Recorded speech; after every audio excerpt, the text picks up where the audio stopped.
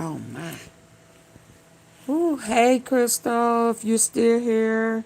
Naturally New Orleans, I'm sorry. Hey, hey, hey, hey, hey. Hey, hey. Teach me about the facts. Facts. Hey. Facts. Where my stand? I can't find my kickstand, y'all. Ooh. And child who did not charge up all her devices but fed her face was me. Let's get in here, cause word on the White House streets, Pennsylvania Avenue, Prince Charles, I did not come to entertain your ego, baby. Did you forget that you was doing that shiesty stuff with me and my brother?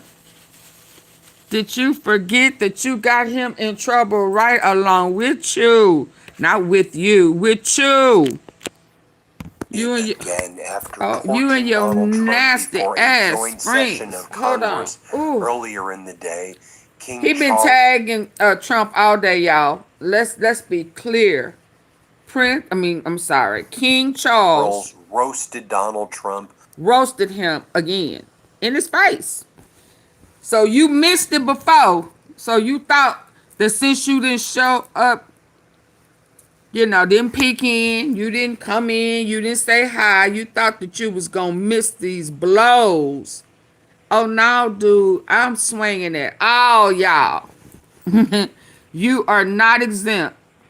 So it says King Charles roasted Trump to his face at the state dinner. Do I need to add state dinner? I don't even know what I put up there. I don't know. Well, let's go. I ain't gonna be here long. We're here for a short time. I don't know. Anyway, let's go. Let's check it out. He got his face cracked again. Hey, Cynthia. King Charles did it again after torching Donald Trump before a joint session of Congress earlier in the day. King Charles roasted Donald Trump during a state dinner at the White House. Ooh. King Charles called Donald Trump out for disturbing and destroying the international order as it relates to trade.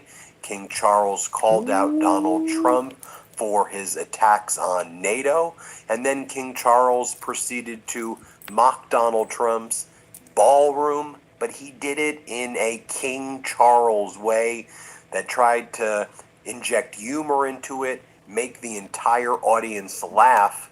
And I don't think Donald Trump fully realized that everybody was laughing at him, although he seems deeply jealous of the king in a way that he wishes that he were King Charles. And I think King Charles realizes that. So let me show you what went down.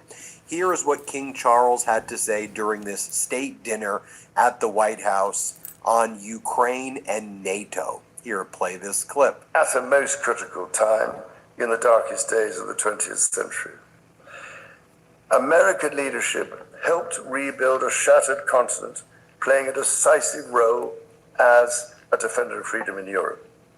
We and I shall never forget that, not least as freedom is again under attack. I love how he includes himself.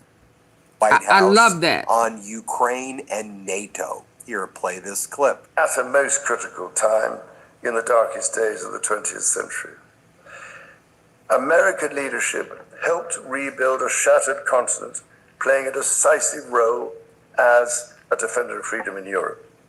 We and I shall never forget that, not least as freedom is again under attack following Russia's invasion of Ukraine. Today, our partnerships in NATO and AUKUS deepen our technological and military cooperation and ensure that together we can meet the challenges of an increasingly complex and contested world.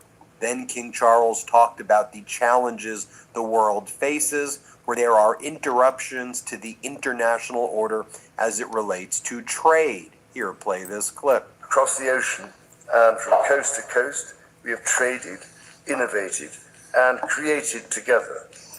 we've stood together through the best and worst of times.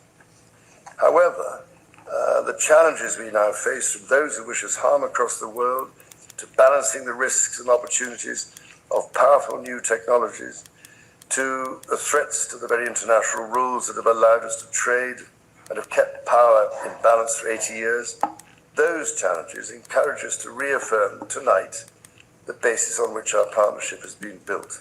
And then King Charles talked about the destruction of the East Wing, and he kind of compares it to what the British did in 1814. And he was like, I'm sorry to say that we, the British, did something similar. Our own real estate redevelopment of the White House in 1814. He's comparing Donald Trump to them in 1814. Y'all get it? Here, play this clip. And if I may say so, it is a particular pleasure to be back in this wonderful building, the heart of your democracy.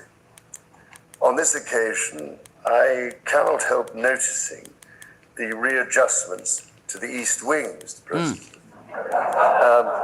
Following your visit to Windsor Castle last year. And I'm sorry to say that we British, of course, made our own small attempt at real estate redevelopment of the White House in 1814. More jokes, more roasting of Donald Trump from King Charles. Let's see if he's going to say he needs to be fired. Said, hey, Donald, I know you're saying that we would all speak German if it wasn't for you.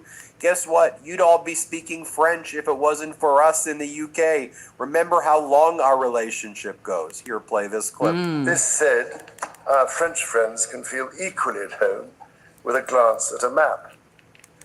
Indeed, you recently commented, Mr. President, that if it were not for the United States, European countries would be speaking German.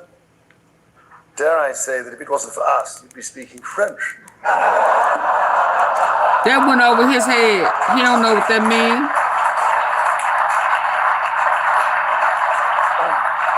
What that mean? Y'all do know Trump don't know what that mean. What that mean? Their website is running a crazy deal right now. You can get 4 packs of whatever. And then you can see how awkward and weird Donald Trump is right here. King Charles is presenting Donald Trump with this original bell from a submarine. And then Donald Trump hears, oh, am I getting a gift? Am I getting a gift? Oh, wow. So Donald Trump, like, stands up to, take it. And King Charles is looking at him like, dude, what are you doing? Let me finish my damn speech. Here, play this clip. So tonight, Mr. President, I'm delighted to present to you, as a personal gift, the original bell which hung on the conning tower of your valiant namesake. May it stand as a testimony to our nation's shared history and shining future. And should you ever need to get hold of us, or just give us a ring.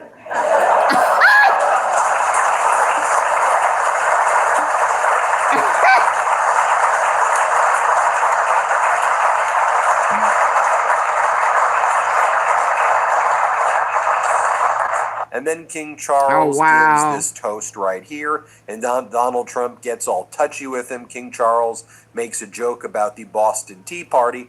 And what King Charles is doing here is, after really laying into Donald Trump on the issue of Trump's attack on NATO, Trump's attack on Ukraine, and then Trump's attack on international trade, that's when King Charles then injects some humor into it and kind of lets Donald Trump drop his guard, and then boom, does a Boston Tea Party joke. And then you can see, like, Donald Trump is so damn touchy with him and is weird. Here, play this clip. Oh, wow. Thank you, Mr. President and Mrs. Trump, for your splendid dinner this evening, which, may I say, is a very considerable improvement on the Boston Tea Party. So, whether your cup contains tea, wine, Scotch whiskey, bourbon, or even cola, let us raise our glasses and voices as we toast the past, the present, and the future. Thank you. Of our two proud and allied nations. To the United States and the United Kingdom, God bless both our countries. Thank you very much. Thank you.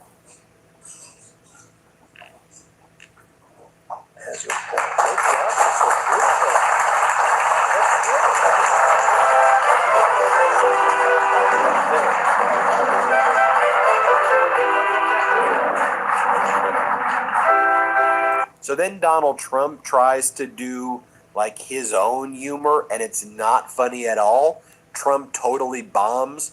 Trump's like, Windsor Castle, I hear it's built by William the Conqueror. He a nice guy, that William the Conqueror? And nobody laughs at all because it's weird. Here, play this clip. Windsor Castle, a structure that's so beautiful and so long that it never seemed to end. I looked down as a former real estate person, and it just went on forever. And it was called long a money. gentleman named William the Conqueror in the year 1070. And I asked the king, I said, was he a nice man, William the Conqueror? He said, I tend to doubt it. I don't think so. When they call you William the Conqueror, generally speaking, you're not going to be too nice, but he must have been something, because it was nothing like I've ever seen Windsor Castle. But then Donald Trump departs from his prepared remarks to say that Iran is defeated, which it's not. Play this clip. But it was unconquerable courage, this inexhaustible supply of ambition, Every ingenuity, time at and night, resolve. he can't talk. From the trenches of World War I to the beaches of Normandy, from the frozen hills of Korea to the scorching sands of North Africa and the Middle East.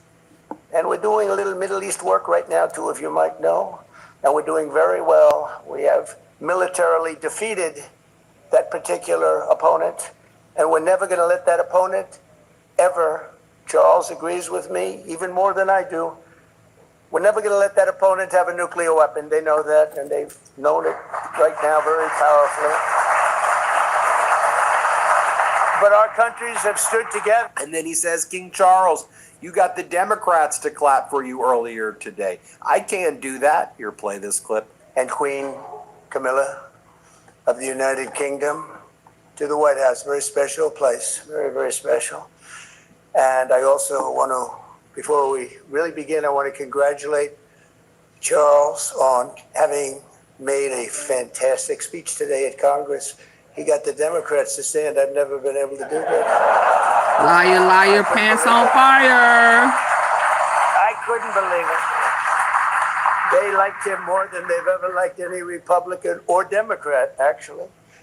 So I just want to thank you and congratulations. It's not an easy thing to do. That's a tough place. Then Trump interrupts his speech to praise Rory McIlroy for winning golf tournaments. Here, play this clip. This unstoppable daring, this unconquerable courage, it really is. It's unconquerable.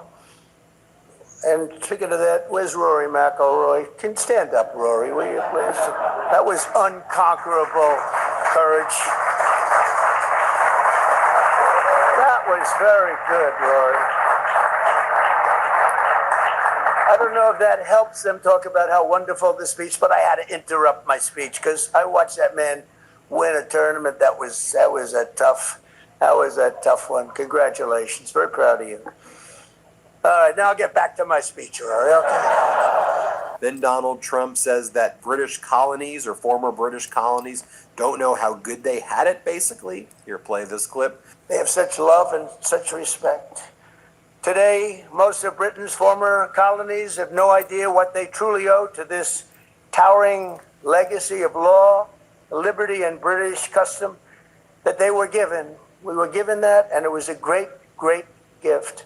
So then Trump raises a toast at the UK state dinner, but he forgets to toast Melania. Let's play this clip right here.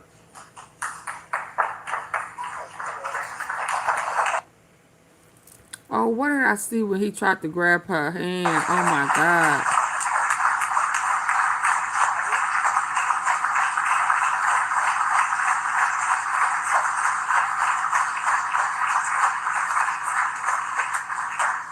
There were other very awkward moments as well, like before the speech was given, Donald Trump was outside the White House, and Donald Trump was saying how jealous he was of King Charles. Here's what Trump said.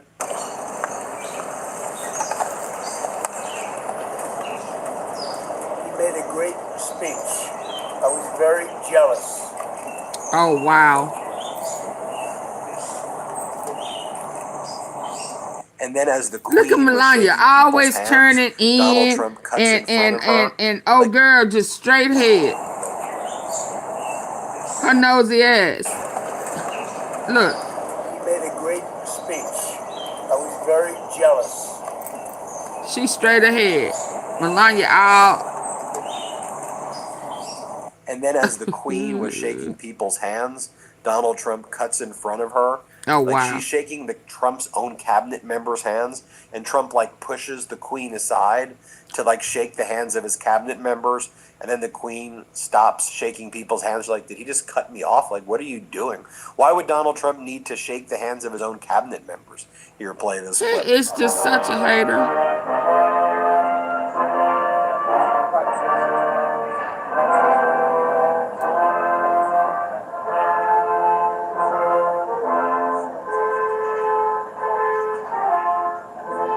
Barely can walk, leaning over like he handicapped. Look at him, just trifling. Cabinet members, and then the queen stops shaking people's hands. Like, did he just cut me off? Like, what are you doing? Yeah, he Why trifling, would no Donald Trump manners. need to shake the hands His of mama own and cabinet daddy members? them failed him. Here, He don't play have this clip. nobody's manners.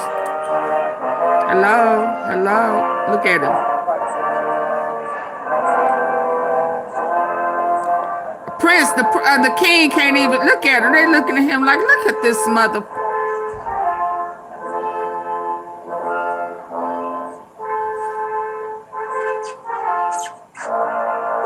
And just a reminder for you about King Wow. Charles' speech earlier in the day at the joint session of Congress. Did you push? Here he was My saying wife is that what the America's king should have words said. carry weight and meaning, basically telling Donald Trump, stop using your words recklessly. Play this clip. America's words carry weight and meaning, as they have since independence.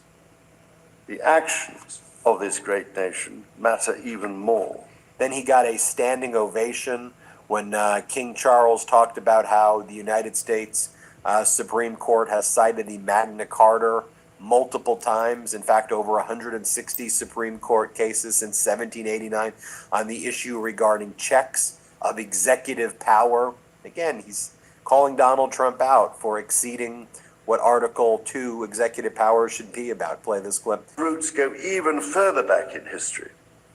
The U.S. Supreme Court Historical Society has calculated that Magna Carta is cited in at least 160 Supreme Court cases since 1789, not least as the foundation of the principle that executive power is subject to checks and balances.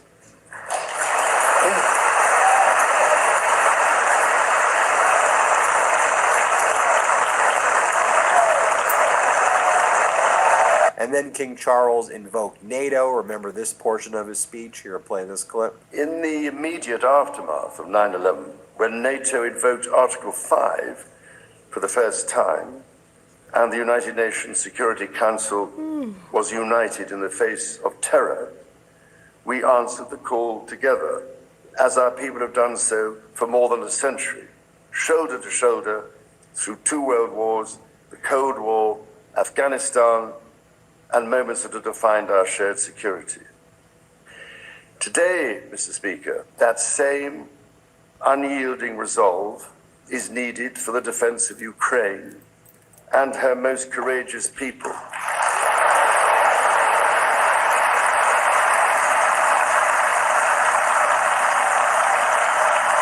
So there was many powerful moments. I'd love to hear from you what you think about it. And I'll just say, while all of that was going on, you had James Comey deliver this message after being indicted for the second time for posting a photo of seashells that said 8647 a year ago. Here's what James Comey had to say. Let's play. Well, they're back. This time about a picture of seashells on a North Carolina beach a year ago. And this won't be the end of it. But nothing has changed with me. I'm still innocent. I'm still not afraid. And I still believe in the independent federal judiciary. So let's go. But it's really important that all of us remember this is not who we are as a country. This is not how the Department of Justice is supposed to be. And the good news is we get closer every day to restoring those values. Keep the faith. There you have it, folks. Let me know what you think. Hit subscribe. Let's get to 7 million subscribers. Thanks for watching. Love this video? Support independent media and unlock exclusive content, ad-free videos, and custom emojis by becoming a paid... Hold on. Let's see where we go from here. Hit the like button, please, as you enter in. Have 100 and, well, it was 15. Now it's 110. Come on in. Hit the like button. Let's go. Now, how did the, call me? Let's go. Now, how did the, call me? Let's go. Now, how did the, where's that coming from? Oh, no, you didn't just pop on. What y'all doing down here? Hey, T-Sippers. So let me get back over here. What's next?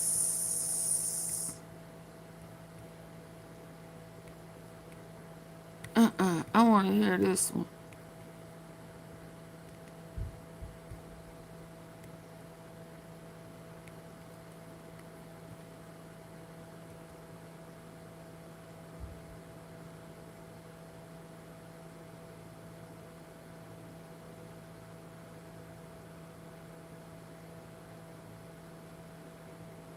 Save him for what?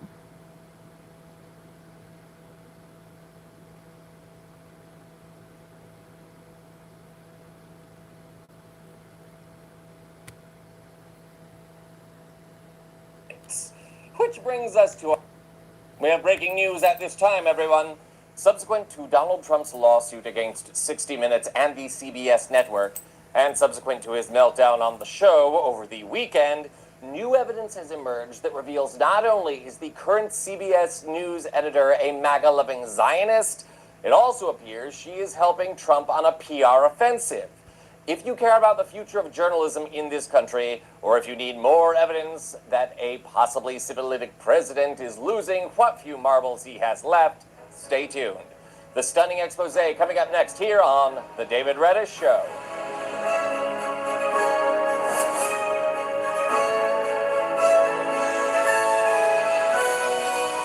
Welcome to the show, beautiful viewers. I am your host, once again asking you to please subscribe to our channel now. Look, I hate asking, and if you're anything like me, you hate watching YouTube videos where people beg for subscribers. But I do have groceries to buy, and I do have benchmarks to hit. So please subscribe now to stay up to date on the news and avoid the interference of MAGA-bribed twits. Which brings us to our breaking story. Recall that during his 2024 campaign, President Strokey Von Gropey sued CBS and 60 Minutes for edits it made to an interview with Kamala Harris. Here's a recap. The Paramount, that's the company that owns CBS and also the show 60 Minutes, has agreed to pay $16 million to settle a lawsuit brought by President Trump. He alleged in an interview last year that his former rival Kamala Harris did this interview on CBS's 60 Minutes and that it was deceptively edited in a way that helped her and hurt him. Walk us through this agreement. Well, the bottom line is independent legal experts say that the White House, the president, really did not have a case here. And many people have reinforced that argument, but we certainly know the situation with Paramount right now. They were in need of federal approval for a merger that the owner of Paramount is looking toward right now. So it appeared clear that she was open to an agreement of this kind. Ultimately, the bottom line is it was agreed to. We have now learned overnight $16 million, as you said, that will go toward President Trump's future presidential library. Yes, CBS ended up settling that lawsuit, though Trump did have little basis to sue. Apparently, CBS feared pressure from the FCC. It's not like a massive multi-billion-dollar company has resources to fight that kind of interference, but never mind. And it gets even more disgusting, so stick around. Following the attempted shooting at the White House Correspondents' Dinner over the weekend, Trump also made a stop-off at 60 Minutes. And it went off the rails, as it always does with the man. He writes this, quote, administration officials, they are targets. And he also wrote this, I am no longer willing to permit a pedophile, rapist, and traitor to coat my hands with his crimes. What's your reaction to that? Well, I was waiting for you to read that because I knew you would, because you're horrible people. Horrible people. Yeah, he did write that. I'm not a rapist. I didn't rape anybody. Do you think he was referring to you? Excuse me. I'm not a pedophile. You read that crap from some sick person, you should be ashamed of yourself reading that, because I'm not any of those things. So Trump ranted and raved. No big surprise there. But what if what we saw in that interview was only part of the story? What if Trump was even more incoherent and the interview was edited to flatter him?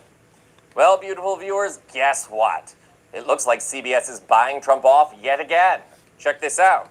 This morning, the New Republic has obtained full transcripts of the unedited interview with President Taco, and said transcripts reveal a very different interaction than the one that aired. For example, when CBS's Norah O'Donnell asked Trump plainly why so many people seem to want to kill him, Trump went into his usual spewing of dubious achievements. But CBS cut a much longer, much more rambling answer. According to transcripts, Trump actually said, quote, "They emptied our prisons into our country. They have mental institutions, insane asylums into our country. And I don't know if that's controversial to say. We have to move these people out, but we have, but it is from the standpoint you're doing something, and you're doing something that's good," close quote, whatever that means. He added, quote, "Things like men playing in women's sports, I'm against it. Things like transgender for everyone, I'm against that. There's so many things that I'm against. I don't think they're controversial. But it's okay I think for you the other to, side is controversial, but I do a lot of things and I get things done," close Where they quote. do that at? So what does this have to do with his assassination attempt? Did he forget the question? And if that wasn't bad enough, CBS cut yet another passage, this time about Trump ridiculing Americans who protest against his administration. Quote, "You know, I'm not a king. I see these no kings, which are funded just like the Southern Poverty Law Center was funded.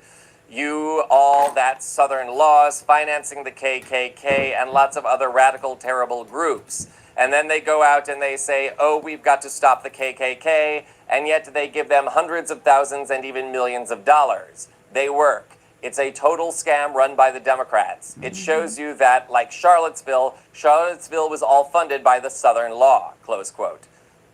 So, for the record, the protests in Charlottesville were not funded by the Southern Poverty Law Center, and self-avowed Nazis like Nick Fuentes and Richard Spencer were there.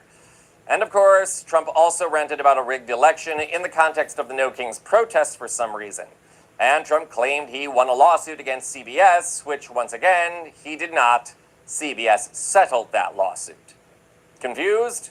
It's a lot to digest, and it's damn near impossible to understand what Trump was even trying to accomplish with his rambling, though, given what was exposed in the New Republic report, it appears to be a weird mashup of all of Trump's favorite complaints and talking points, and it does expose what CBS was trying to do. Edit the man so he sounds coherent when, in actuality, he can't even make a lucid statement anymore. It's not that the emperor has no clothes in this cultural moment. The clothes have no emperor. And CBS and its MAGA-loving news editor Barry Weiss appear to want to hide that from us. That, my beautiful viewers, is not the job of a journalist. As journalists, as storytellers, we don't hide elements, we expose them. Thus, the decay of our media continues, and the need for independent, non-corporate media like this show is greater than ever. So please, subscribe now and help get the word out about this show any way that you can. And if you need me, I'll be drowning my sorrows with a margarita. It's Taco Tuesday, after all. It's Taco This is the David Tuesday. Reddish Well, Show. it was.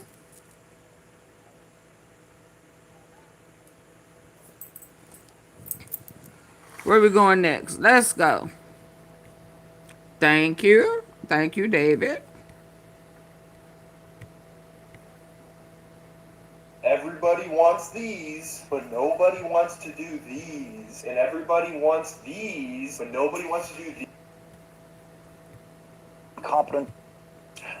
And so on this day in American history, a number became illegal.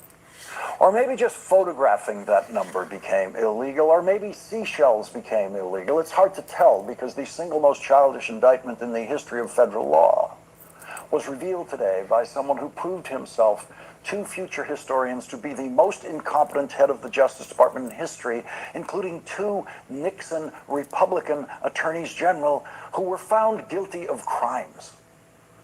Donald Trump's acting Attorney General, Todd Blanche, who was Donald Trump's criminal defense lawyer, who got him 34 guilty verdicts, put his application to become Donald Trump's permanent Attorney General in writing today in the form of an indictment. Embarrassing Former day. FBI Director James Comey that makes the number you see over my shoulder at the moment, which I dare not say, a crime. If that number is placed in proximity to other numbers, or probably, in fact, definitely, the word Trump. And I am going to say the word Trump tonight, repeatedly. And to preserve one of the most important personal distinctions I have that makes me very different from Donald Trump. I'm not saying better, just different. The distinction that I have never been indicted. To preserve my never indicted status, I will never say that illegal number again, even though it was briefly my number as a tight end in high school before it was switched to number 81.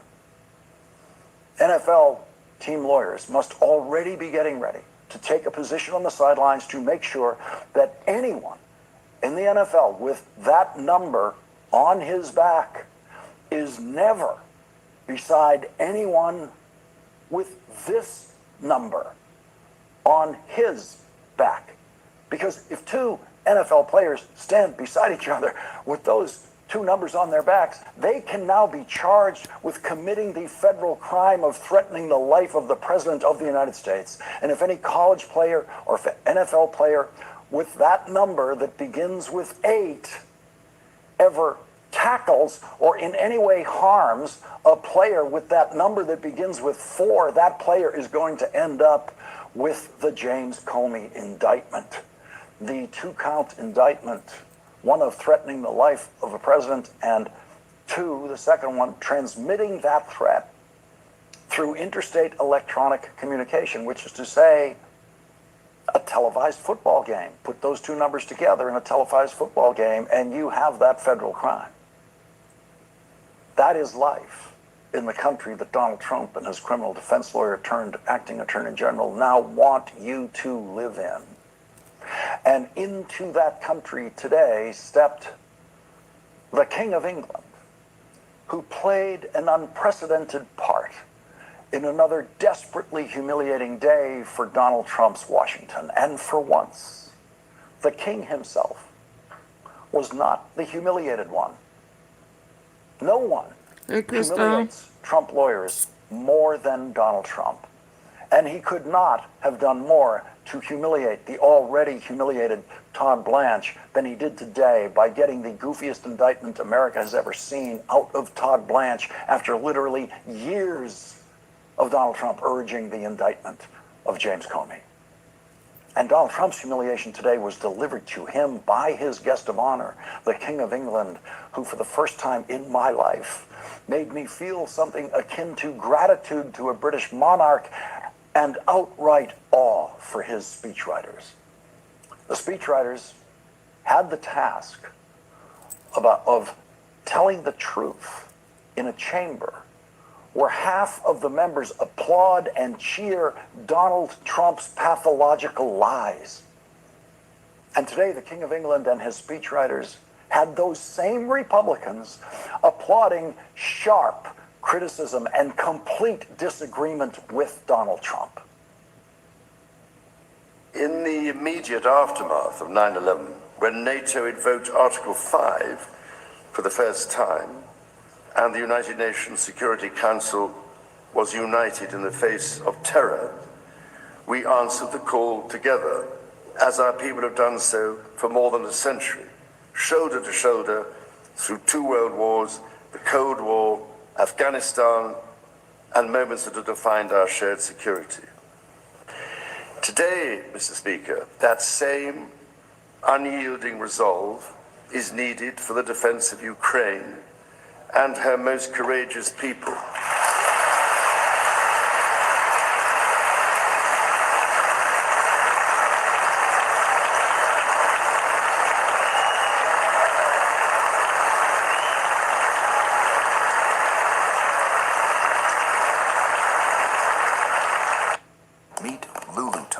a breakthrough in hormonal wellness that starts working with your very first morning sip.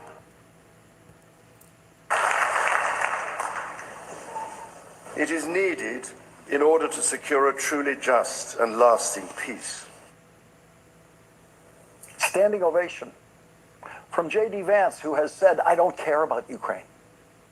Standing ovation from those Republicans. And now we know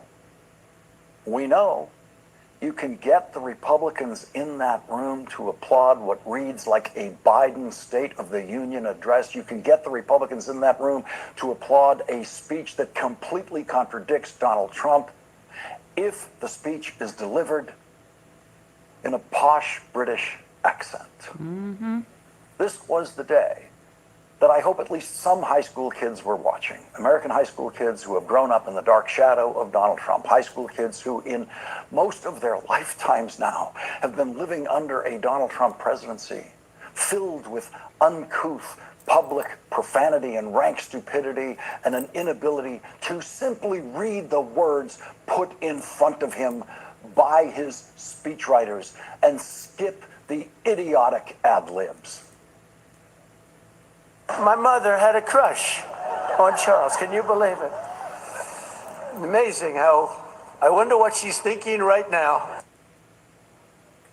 If you are a high school kid in America, I now have two King speeches to recommend to you. First, the wonderful film about the King, who was a genuine inspiration to the British during World War II, titled The King's Speech, and today's speech by Charles, where he faithfully delivered every word his speechwriters gave him with no wise guy side comments, no threats of war crimes, no statement he could not support with facts. And most of all, with the kind of dignity that every previous American president either had or was able to do a reasonable imitation of in that room where Charles spoke today. You will not see an honest speech delivered from that podium again during this presidency. With Donald Trump threatening to destroy NATO, Charles said this. From the depths of the Atlantic to the disastrously melting ice caps of the Arctic, the commitment and expertise of the United States Armed Forces and its allies lie at the heart of NATO, pledged to each other's defense, protecting our citizens and interests, keeping North Americans and Europeans safe from our common adversaries. Donald Trump recently said, and these are his exact words, NATO is shameful.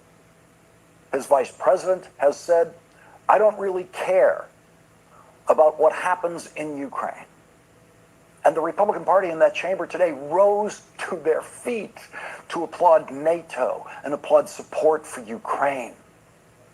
And Charles was merely echoing his mother, the only other British monarch ever to address a joint session of Congress, which she did in May of 1991. NATO, too, is adapting to the new realities in Eastern Europe and the Soviet Union, and to changing attitudes in the West. It is Britain's prime concern to ensure that the new Europe is open and liberal, and that it works in growing harmony with the United States and the other members of the Atlantic community. All our history in this and earlier centuries underlines the basic point that the best progress is made when Europeans and Americans act in concert.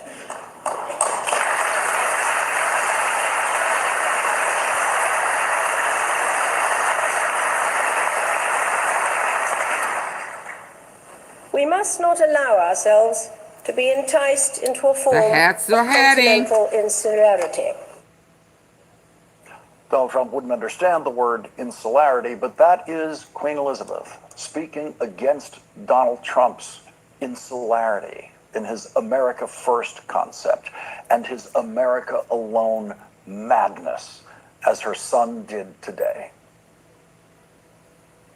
I pray with all my heart that our alliance will continue to defend our shared values with our partners in Europe and the Commonwealth and across the world.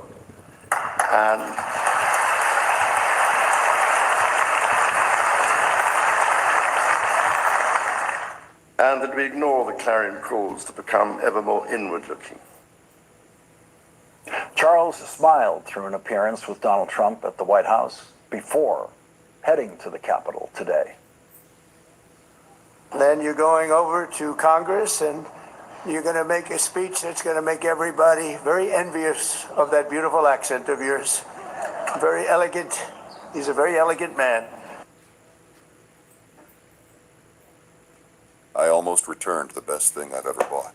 My experience with the in-ins translator, honestly, it was almost a return. Let me explain why. I almost made the dumbest decision before even giving it a chance. I bought this little handheld voice translator. Looked cool, but I was skeptical. Thought, another overpriced gadget I'll regret buying. It sat in the box for 2 weeks. I even printed the return label. The But right before I king. sent it back, Oh I my thought, God. fine, let's see what... That's all Donald Trump can hear. The accent. Donald Trump's listening comprehension is probably close to zero, so in a speech done with that accent, in a non-lecturing tone, Donald Trump doesn't know when he is being rebuked. The U.S. Supreme Court Historical Society has calculated that Magna Carta is cited in at least 160 Supreme Court cases since 1789, not least as the foundation of the principle that executive power is subject to checks and balances.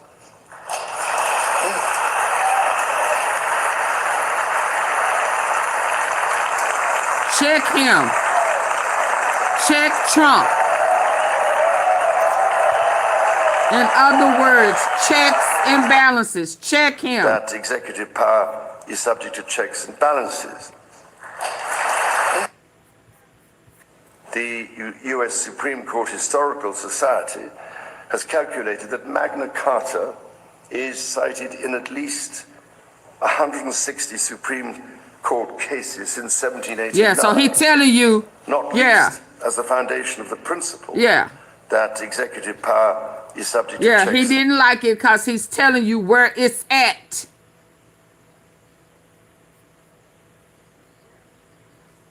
The U.S. Supreme Court Historical Society has calculated that Magna Carta is cited in at least 160 Supreme Court cases since 1789, not least as the foundation of the principle that executive power is subject to checks and balances.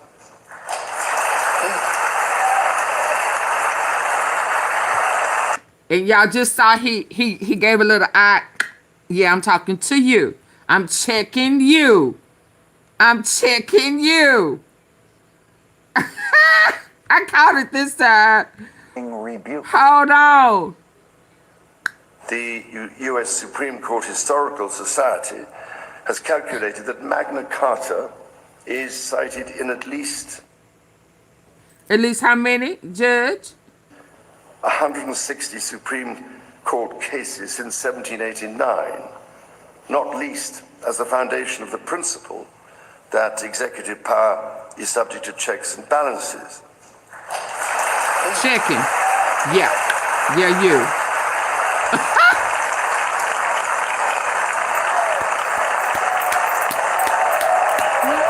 Y'all clap.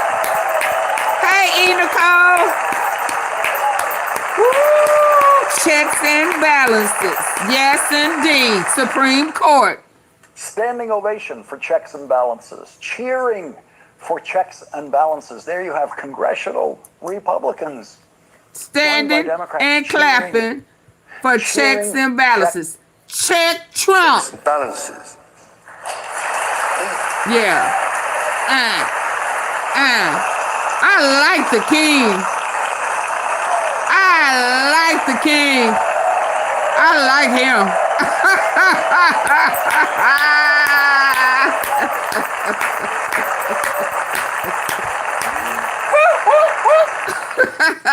Standing standing ovation for checks and balances. Standing Cheering ovation for checks and balances. There you have congressional How you been, E. Republicans Nicole? joined by Democrats cheering checks and balances on Donald Trump, written into our Constitution, thanks to the inspiration of the British, while Donald Trump, in every day of his presidency, finds a way to try to violate those checks and balances. What about I'm those great. checks and balances. Thanks so much for asking. I hope all And is here's well Charles, with you. I'm better. rebuking Donald Trump's I've been going patently through for a little insane bit, but I'm better. claim Today is better. that climate science is a hoax. Even as we celebrate the beauty that surrounds us, our generation must decide how to address the collapse of critical natural systems, which threatens far more than the harmony and essential diversity of nature. We ignore at our peril the fact that these natural systems, in other words, nature's own economy, provide the foundation for our prosperity and our national security.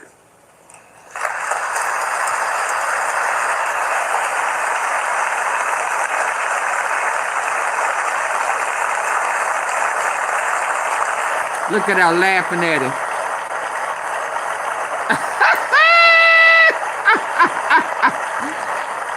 He headbutt y'all, whether y'all know it or not. He head check. The dreamiest way to curl. He bucked him. Now what? Now what you gonna do? Let's see if you come back and call him ignorant. Now you sitting, I love his accident. He's so poised. Oh, he's such the man. Even my mama thought he was a cutie. Yeah, you out up in King Charles butt chitlins.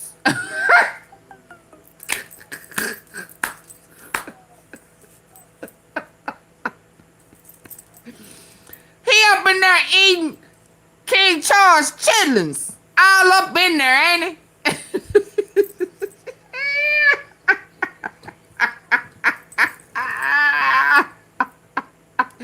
What does chitlins taste like? You all up in his ass. Woo! Let's go.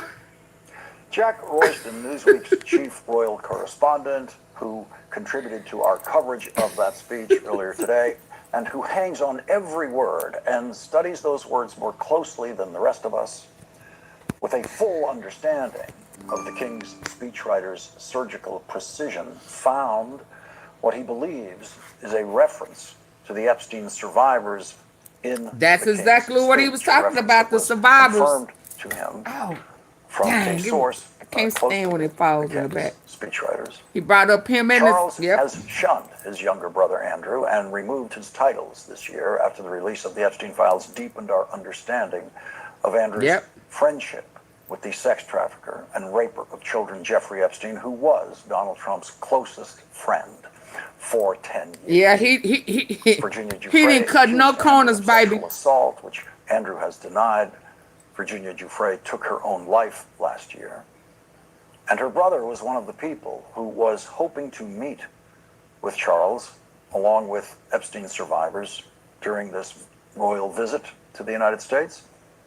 Like Donald Trump, Charles refuses to meet with Jeffrey Epstein's survivors, but according to Jack Royston's reporting in Newsweek today, this line you're about to hear was meant as an acknowledgement of what the Epstein survivors have endured.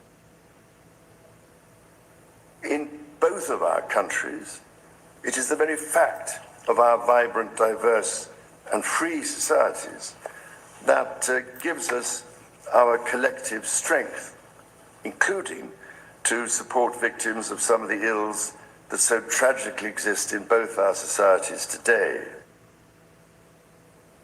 In his reporting today, Jack Royston quotes a royal aide saying that that line was about the Epstein survivors. Quote, "It was certainly in His Majesty's mind to acknowledge victims of abuse, so they are naturally incorporated in this line." It's not much. In fact, it is very, very little. It couldn't be smaller. It's the smallest and most indirect acknowledgement of the Epstein survivors' suffering that the speechwriters could have. I grabbed it. But it's something. It's something. It is more than Donald Trump has ever said about them. Now, she not new. Charles's fifth great-grandfather. She not new. Was the King of England during the American Revolution. King George lost his mind during his rule. He was. We just ain't been over here in a long time, but she definitely not new on neither platform. Wonderful 1991 play by the British playwright Alan Bennett titled "The Madness of George III." I do too. And here we are. That's more. I mean, and he covered the ones that were touched incorporated in England and the U.S. It's his not brother, much. In fact, it is Epstein and Trump. It was a slap. Reporting in Newsweek today. This line you're about to hear was meant as an acknowledgement of what the Epstein survivors have endured. In both of our countries, it is the very fact of our vibrant, diverse, and free societies that gives us our collective strength, including to support victims of some of the ills that so tragically exist in both our societies today. And why Trump could never be. Reporting today, Jack Royston quotes a royal aide saying that line was about the Epstein survivors. Quote, "It was certainly in His Majesty's mind to acknowledge victims of abuse, so they are naturally incorporated in this line." It's not much. In fact, it is very, very little. It couldn't be smaller. It's the smallest and most indirect acknowledgement of the Epstein survivors' suffering that the speechwriters could have come up with. But it's something. It is more than Donald Trump has ever said about them. Charles's in the most respectful way was the King of England during the American Revolution. King George lost his mind during his rule. He was literally insane, which was dramatized in the wonderful 1991 play by the British playwright Alan Bennett titled "The Madness of George III." And here we are, 250 years. Who was crazy? The madness of King George III helped drive the American colonies into... Hold on. Y'all need for y'all to hit the like button, please. Double tap the face of your phone.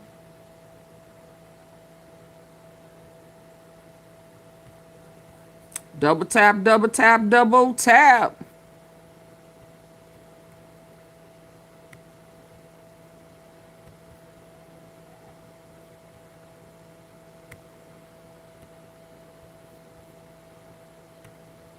Ooh, man.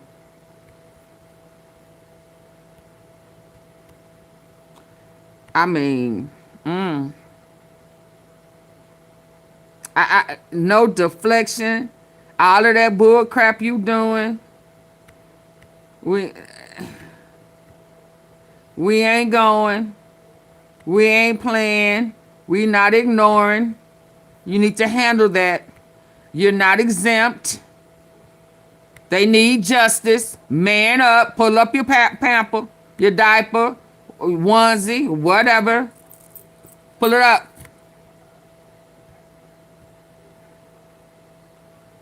Y'all getting the likes up? Come on. Yep. Let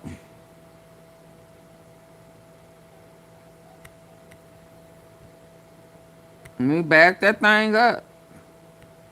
Back that thing up.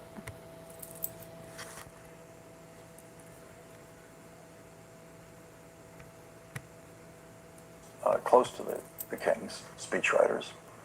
Charles has shunned his younger brother Andrew and removed his titles this year after stripped his own brother. Deepened our understanding of Andrew's friendship with the sex trafficker and raper of children Jeffrey Epstein, who was Donald Trump's closest friend for 10 years. Virginia Giuffre accused Andrew of sexual assault, which Andrew has denied. Big old baby Huey. Her own life last year.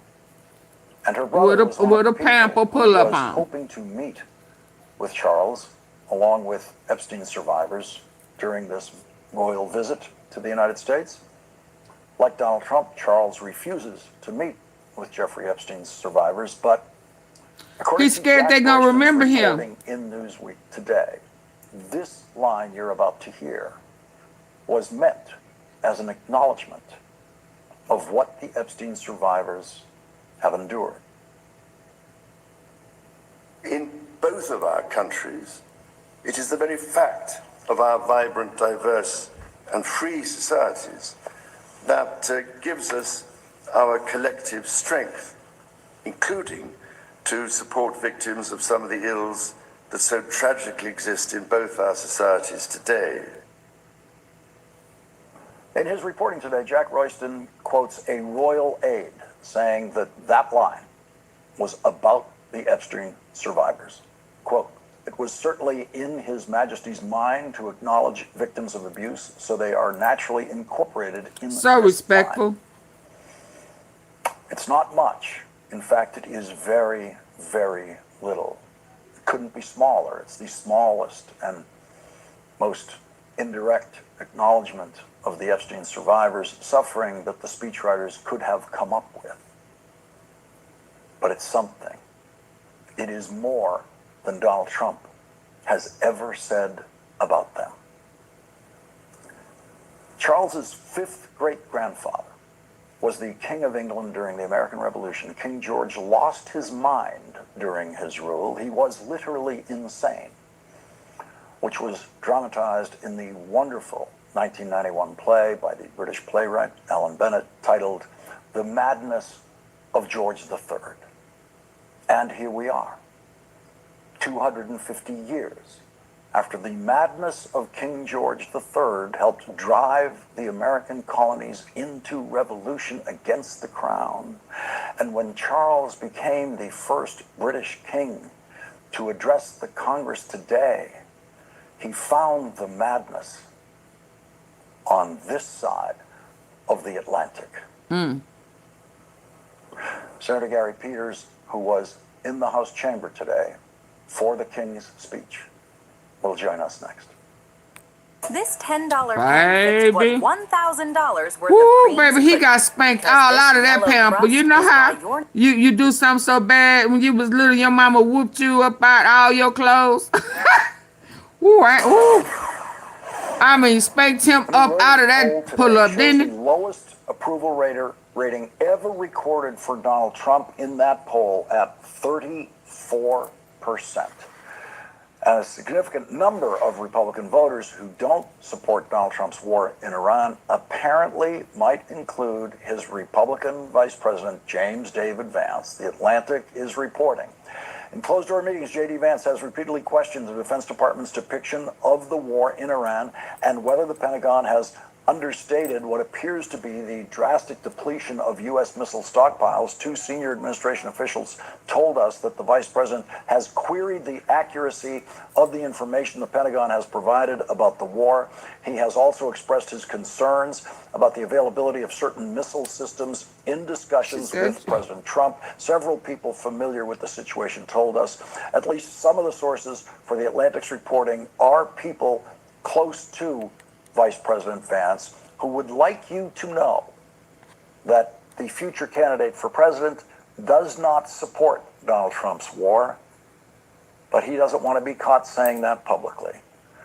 Quote, Vance's advisors, who spoke with us on the condition of anonymity, told us that the vice president has presented his concerns as his own rather than accusing Hegseth or Kaine of misleading the president. Vance is trying, the advisors suggested, to avoid making this personal or to create divisions in Trump's war cabinet. Some of Vance's confidants, however, believe that Hegseth's portrayal has been so positive as to be misleading.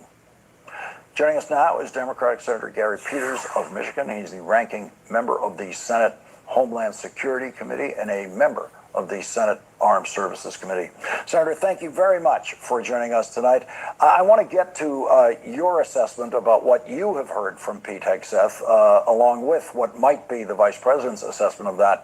But let's begin with what you heard in that chamber today, with the King managing to get Republicans on their feet in standing ovations for lines that could have been taken from Joe Biden's State of the Union addresses.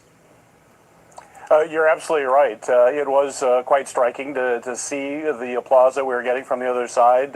One that really struck me, and you mentioned it in the opening, is when he talked about the checks and balances in the system. I mean, it's clear that there is no checks and balances when it comes to Republican members of Congress. Our founders were not really, they didn't trust any of us. They believed that all three branches had to compete with each other to make sure they kept a check on everybody. They expected Congress to be the most effective check on the president. They always thought Congress was the preeminent of the three branches, Article 1, and that Congress folks would never really cede their power to an executive. But that's exactly what we've been seeing when it comes to the power of the purse, when it comes to war powers. You can't get Republicans that are willing to step up and actually check those powers, unlike anything we have seen throughout the history of this country. So to have them stand up and actually applaud, I'm like, where did these individuals come from? And I also appreciated the fact that he was trying to bring us together to strengthen NATO and understand that we are stronger when we are all united. And the long history that the UK has had with the United States for 200 plus years. And all during that time, we stood close with our ally. We understood that when we come together with other European countries as well, that we are stronger, and that NATO has been really a preeminent force in maintaining peace for decades. And they stood up for it, but you certainly would not expect that given the rhetoric that we hear from Congress, and certainly the comments that we hear from President Trump on a nearly daily basis. So Charles's mother, Elizabeth, in her address to the joint session in 1991, which is in May, just this time of year, she directly praised the President of the United States, George H.W. Bush, and praised him specifically for the joint effort that the British made with then President Bush in pushing Saddam Hussein out of Kuwait after Saddam Hussein invaded Kuwait. So this was the first Gulf War in which the British joined as allies in the American effort to push Saddam out of Kuwait. And she was very positive about the British contribution, about that. Nothing like that today while Donald Trump's war is going on. No, absolutely, because there can't be. The president never reached out to our allies. Well, he never reached out to the American people. If he's not reaching out to the American people, he's not going to reach out to allies. But in the past, as you've known, you mentioned what happened with President Bush, but the UK has always stood side by side with the United States in conflict. It is one of our strongest allies, but if you don't try to bring your ally into a conflict that you believe is absolutely critical for world stability, don't expect them to be there for us. And in fact, if you look at public opinion polls in these countries, I was recently in both Sweden and in Italy. In both of those countries, based on our embassy, the public opinion of the United States, our approval rating is less than 20%. Over 80% of these longtime allies say that you can't trust the United States. You don't know if we're going to be a friend that will actually stand with them, and we're no longer a world leader. All of the goodwill that we have seen for so many years that we have built up with our allies is disappearing and is fraying on a daily basis because of one guy, Donald Trump. So when you hear, you've got your Republican colleagues there today, they're standing with you, they're cheering with you for checks and balances on the president. They're cheering for support for Ukraine. They're cheering for these lines that if spoken by Joe Biden, they would ignore them. They might even heckle him. What is it? How are we supposed to know what they actually think? Is it just the accent that got them clapping today? I don't know, but I think one thing, and actually the King mentioned, he quoted that you can't judge somebody by their words. You can only judge them by their actions. And so clearly, you better act like you like what the King is saying. Colleagues, my Republican colleagues in the Congress, speak louder than them standing up and clapping. I like to see that. but I'd love to actually see action and actually have them actively engaged in pushing back when the president usurps powers that was granted to the people's house, to the United States Congress. They don't do that. I've also found that many of my colleagues have a lot more courage when I'm in the elevator with them, and they may say comments about the president, something that they don't particularly agree with. But then when the elevator door opens, they will talk their talking points.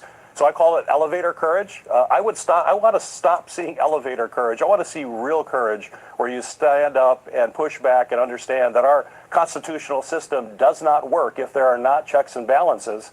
And I'm very fearful for what's going to happen in the future if this continues down this course. But, you know, ultimately, we know that the ultimate check, the checks and balances, and according to Thomas Jefferson, for example, said the ultimate check is the people.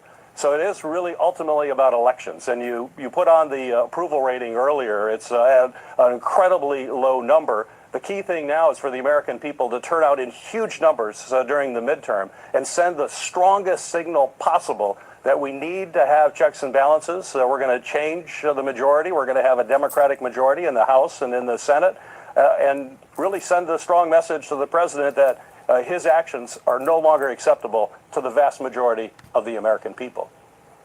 The secrets of the Senate elevators, the senators only elevators, as they are, restricted to senators only in the office buildings and in the Capitol. That's where the truth happens. Senator Gary Peters, thanks for reminding us of that. Thanks for joining us tonight. Thank you. And coming up, Congressman Ro Khanna will not let the king forget the survivors of Jeffrey Epstein and the king's brother, Andrew. Congressman Khanna joins us next.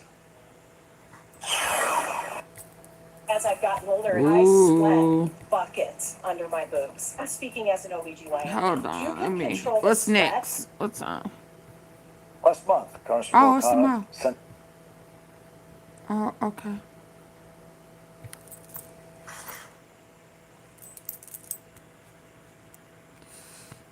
a letter urging King Charles to meet directly with survivors of Jeffrey Epstein and Ghislaine Maxwell's abuse during his visit to the United States. The New York Times reports lawyers representing King Charles wrote in a letter, "The King and Queen have consistently made clear their support for all victims of abuse, wherever and however perpetrated." The letter said, it added that because of ongoing police inquiries in the United Kingdom, King Charles was unable to meet survivors or comment directly on the matters under inquiry.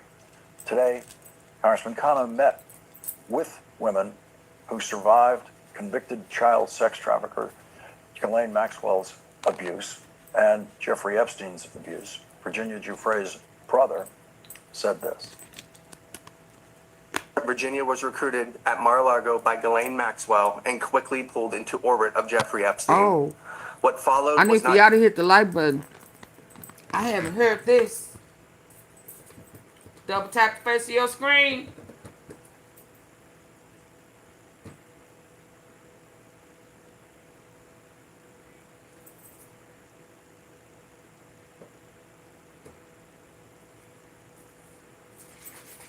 Get the likes up, y'all.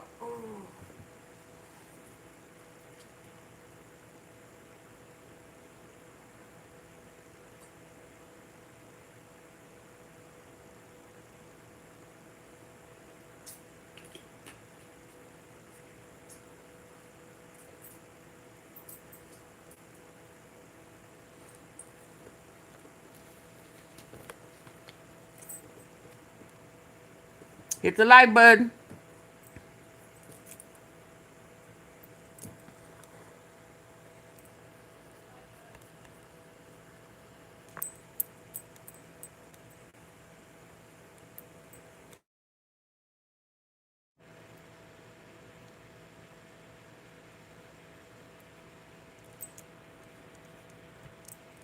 just abuse by them, but by many powerful individuals, many of whom have still not been brought to justice. This is how trafficking works. Survivors are groomed. They are manipulated into believing they are complicit in their own abuse. They are isolated, controlled, and threatened. I remember one moment that has stayed with me forever. When Epstein handed Virginia a photo of me as a child. wearing my backpack on my way to elementary school. It wasn't just a picture, it was a message, a threat, a way to keep her silent by making her fear for the people she loved. Virginia was trafficked across countries, including to the United Kingdom, where she was abused by Prince Andrew, now former Prince Andrew. There's a difficult irony in all of this. Virginia was recruited from a property owned by Donald Trump and trafficked to a member of the British royal family. Yet today, survivors are here, sitting with members of Congress, still fighting to be heard, still pushing for real accountability. Joining us now is Democratic Congressman Ro Khanna of California, a member of the House Oversight Committee. Congressman, do you accept Charles's explanation in that letter that because this is an ongoing investigation in England, in fact, a criminal investigation of his brother who was arrested because of this issue, that is a reason why he cannot meet with the survivors? No, he should have met with the survivors. He didn't have to discuss the specifics of the case with his brother. Then when I met with the ambassador assured me that he would acknowledge the survivors. As you pointed out, he did have a vague acknowledgement saying that the victims need to be supported. He used the passive tense, saying the ills of society, as opposed to talking about rich and powerful people who abused these young girls. But he did do more than Donald Trump. It is something. That said, there's a lot more that he should do to acknowledge the survivors. What would be a comparable situation for Donald Trump? I mean, what's preventing Donald Trump from meeting with the survivors? His Justice Department says they aren't investigating anything. Well, you're absolutely right, Lawrence. I mean, look, Britain has been light years ahead of the United States. At least the king has said that his brother will face legal consequences, and he's not interfering, and he's not protecting his brother. They are prosecuting the Lord Mendelsohn. Here in the United States, Donald Trump is calling the survivors a hoax. He's not even calling them victims. He's not even saying that there was anything ill done to them, and he is actually protecting the Epstein class in his own administration. He has had no accountability, no sense of law enforcement. And so the irony is he's behaving far more like a king than King Charles. I mean, King Charles actually spoke eloquently about a check on executive power going back to the Magna Carta. Can you imagine being lectured by a British king that our president is exercising more unchecked power? What did the survivors want to say to Charles? We know Virginia Giuffre is the one who had a specific allegation against his brother, and she's no longer with us, which is why we were just hearing from her brother.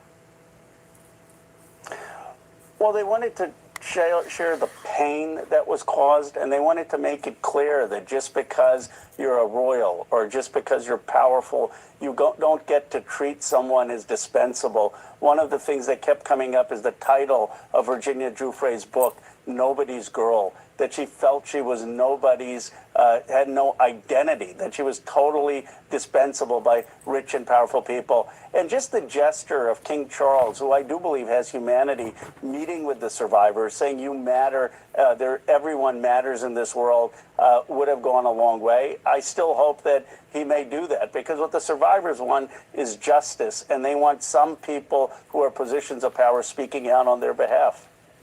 Congressman Ro Khanna, thank you very much for joining us tonight. Thank you, Lawrence.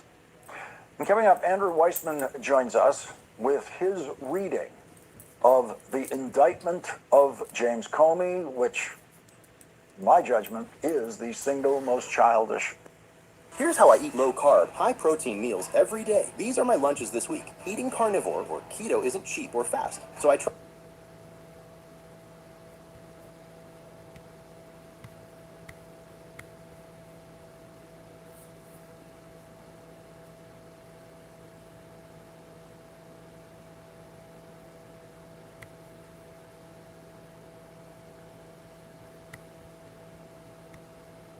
Hold on.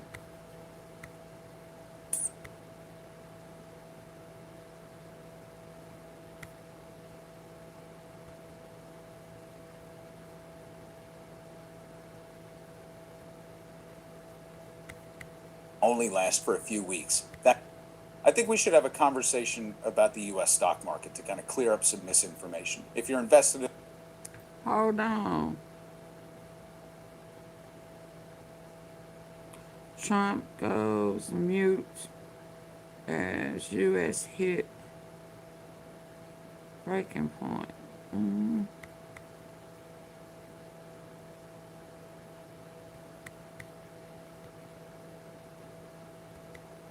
Mm.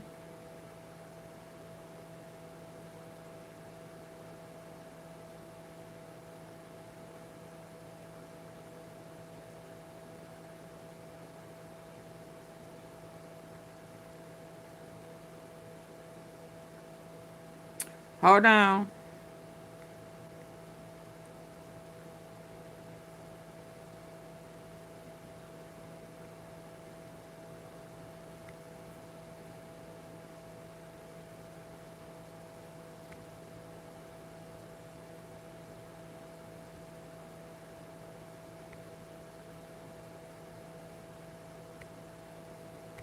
Donald Trump is losing it as he just faced a massive protest in Washington, D.C. he did not expect from his own former supporters. That's right. But as awkward as all of that was this morning, the really awkward moment came a few hours later when the literal King of England, typically a non-political, kind of boring speechmaker, used his speech to Congress in part to remind them of how democracy and executive power are supposed to work. And here he was talking about the shared legal and historical roots between America and Great Britain. The U.S. Supreme Court Historical Society has calculated that Magna Carta is cited What in is at Magna least Carta? 160 Supreme Court cases since 1789, not least as the foundation of the principle that executive power is subject to checks and balances.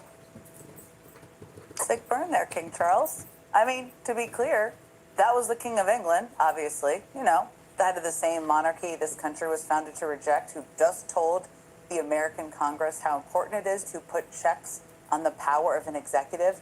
As in, hey guys in the audience, come on in, listen closely. I'm looking at little Mike Johnson.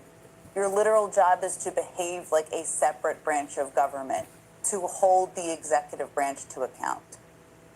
And remember that the reason the king is here today is because of Trump's obsession with royalty. He's obsessed. Trump loves to think of himself as a king, and he's not shy about it. He loves all the things that come around the monarchy. And the White House even posted this image of Trump and King Charles with the caption, "Two Kings," and threw in a little gold crown emoji for good measure. Cool message of the day, guys. Cool. And all of this comes on a day when the president is on one of his absolute tyrannical benders, demanding support for his gaudy ballroom, trying once again to get late-night comedian Jimmy Kimmel taken off the air, and trying for the second time to put the former FBI Director James Comey in jail. As I was just talking about with Chris, it is like we're stuck in a Groundhog's Day time loop watching Trump try and fail over and over again to show off his power and punish his enemies.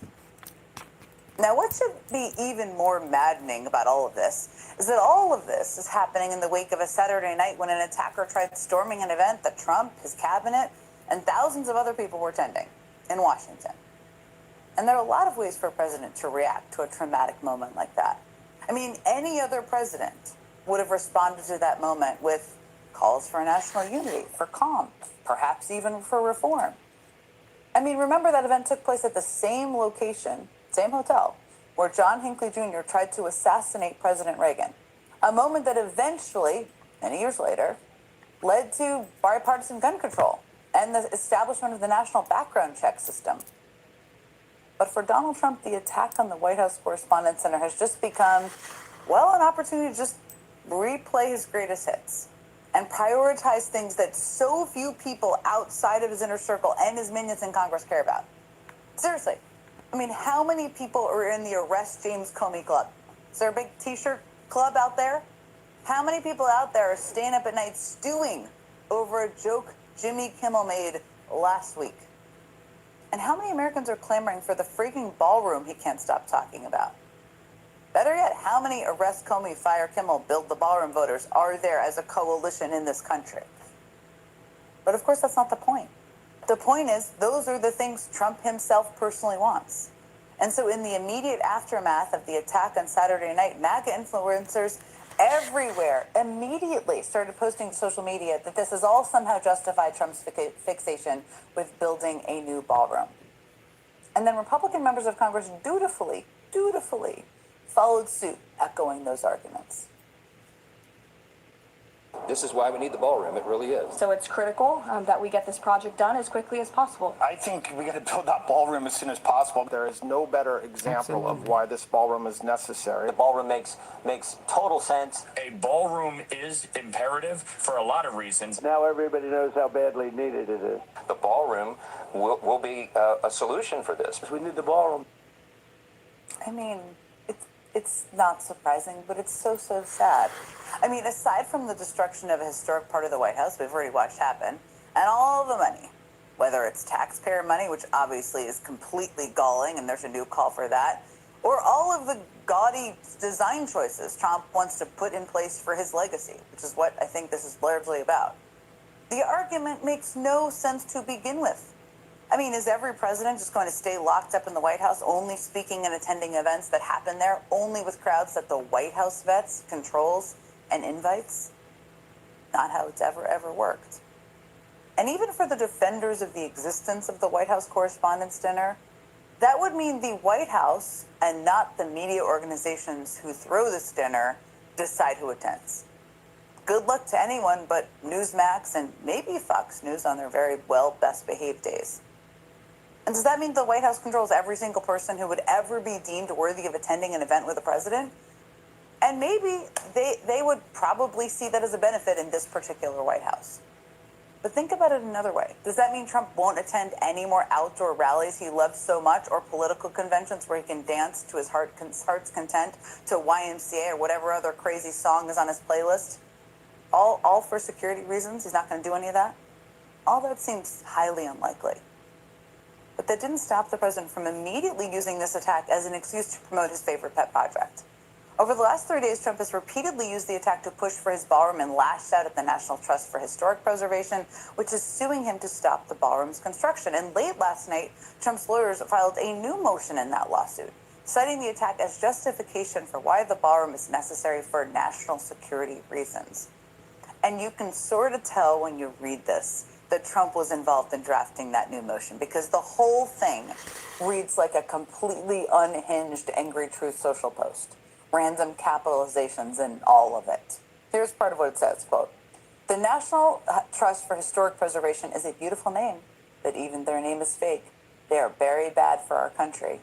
They were asked by the United States military not to bring this suit because of the top secret nature of the important facility being built, but this did not deter them because they suffer from Trump derangement syndrome, commonly referred to as TDS. Man, is it? Suddenly, and this all sounds very much not like a serious legal argument, to state the obvious. I'm sure there's a lot of case law on made-up diseases and names that Trump thinks are beautiful but fake. Not sure it's effective.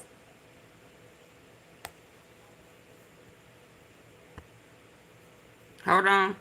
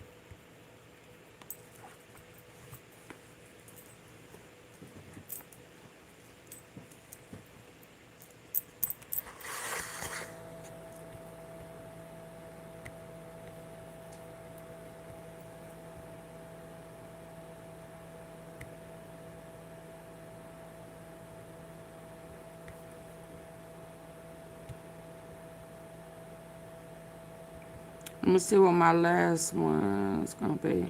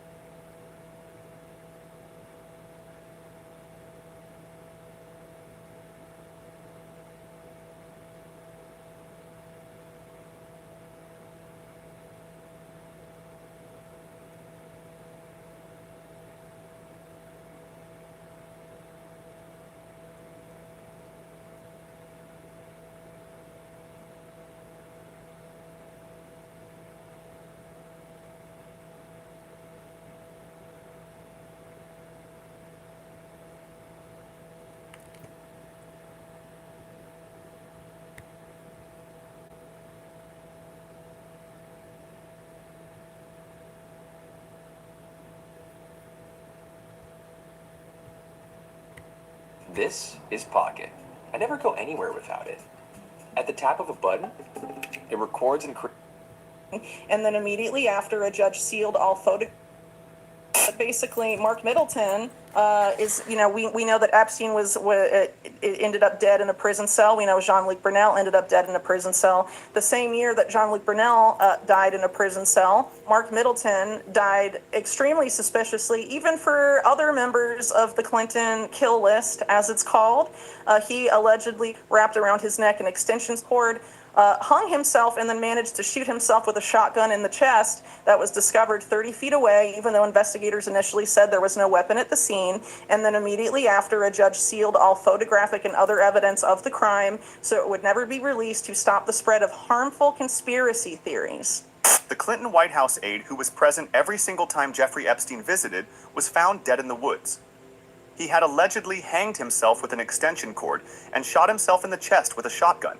The gun was found 30 feet from the body. Investigators initially said there was no weapon at the scene. A judge then sealed all photographic evidence immediately. Whitney Webb says his name is Mark Middleton, and nobody in mainstream media wants to talk about why. I think we can expect similar stuff to what Wexner did with the Clinton deposition. I doubt it will go too deep. Again, and I think, as has been the media coverage of Clinton this entire time, it will only focus on Clinton after he left the office of U.S. president. It will not focus on anything before then, even though Jeffrey Epstein went to the Clinton White House 17 times, and maybe more, because there is also the case where a lot of Clinton White House visitor logs have obviously fake names on them to cover up the identities of the people who were coming and going. I'm sorry, but 15 visits to the Clinton White House by Donald Duck, I don't really think that was Donald Duck in the same period, So it could potentially be more. No, I mean, that's literally a real thing. Business. Epstein was really no different, just he was running more businesses than arguably Khashoggi was. And nobody in mainstream media wants to talk about why. I think we can expect similar stuff to what Wexner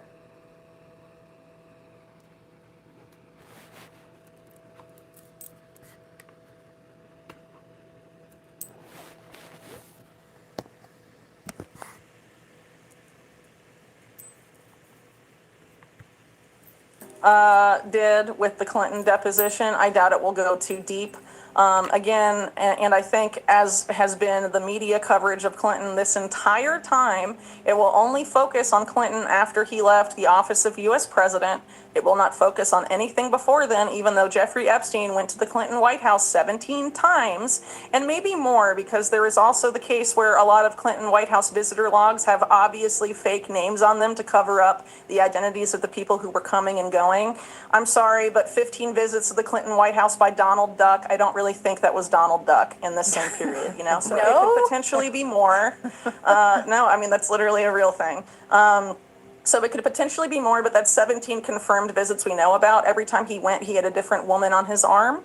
And they were of age, though. I should point that out. But, this is what Epstein learned from his weapons dealer friends in the 1980s, people like Adnan Khashoggi, for example, who on his yacht would have a harem of women, it was called, basically butter up top corporate CEOs and government officials so that he could, grease the wheels for his arms deals and his business. Epstein was really no different, just he was running more businesses than arguably Khashoggi was for a different set of employers, and some of the same employers as well when you count Israeli intelligence and the CIA in the mix. So again, there's going to be no scrutiny of these 1990s ties or these visits. A big reason why is the man that Epstein was meeting most of those times, Mark Middleton, because Mark Middleton was central to this aforementioned Chinagate scandal involving Southern Air Transport. He, when he was questioned in his role in Chinagate, pled the fifth 22 times, and then Clinton left office, 9/11 happened, and no one ever investigated Chinagate again. Even though it was basically I would argue one of the reasons for that is that it intimately, even though it's called Chinagate, it intimately involved Israel, basically selling sensitive U.S. military technology using this Iran-Contra network to the Chinese military. Obviously, an outrageous scandal for U.S. national security, but that shows you how influential this network is, and how, a lot of stuff about China, let's give up all our rights for a Chinese arms race with AI is a complete bullcrap narrative, among other things. But basically, Mark Middleton is, we know that Epstein ended up dead in a prison cell. We know Jean-Luc Brunel ended up dead in a prison cell. The same year that Jean-Luc Brunel died in a prison cell, Mark Middleton died extremely suspiciously, even for other members of the Clinton kill list, as it's called. He allegedly wrapped around his neck an extension cord, hung himself, and then managed to shoot himself with a shotgun in the chest that was discovered 30 feet away, even though investigators initially said there was no weapon at the scene. And then immediately after, a judge sealed all photographic and other evidence of the crime so it would never be released to stop the spread of harmful conspiracy theories. Clinton's about Mark Middleton, you will see how insane this all is, and they will not go there, because obviously if they did, it would probably implicate Leslie Wexner, as well as a lot of other people in this network that have sold out U.S. national security, to ostensible adversaries for decades. With Israel's direct involvement, our supposed greatest ally. And one of the reasons this was happening is that arguably the most influential billionaire manipulating Israel's security complex apparatus in that period was a billionaire named Shaul Eisenberg that had a lot of ties to the Chinese government, and it brokered their ties to Israel's national security state in the late 70s. And whoever invented this deserves a raise. I can't believe it's already 2025 and people are still using this old, disgusting.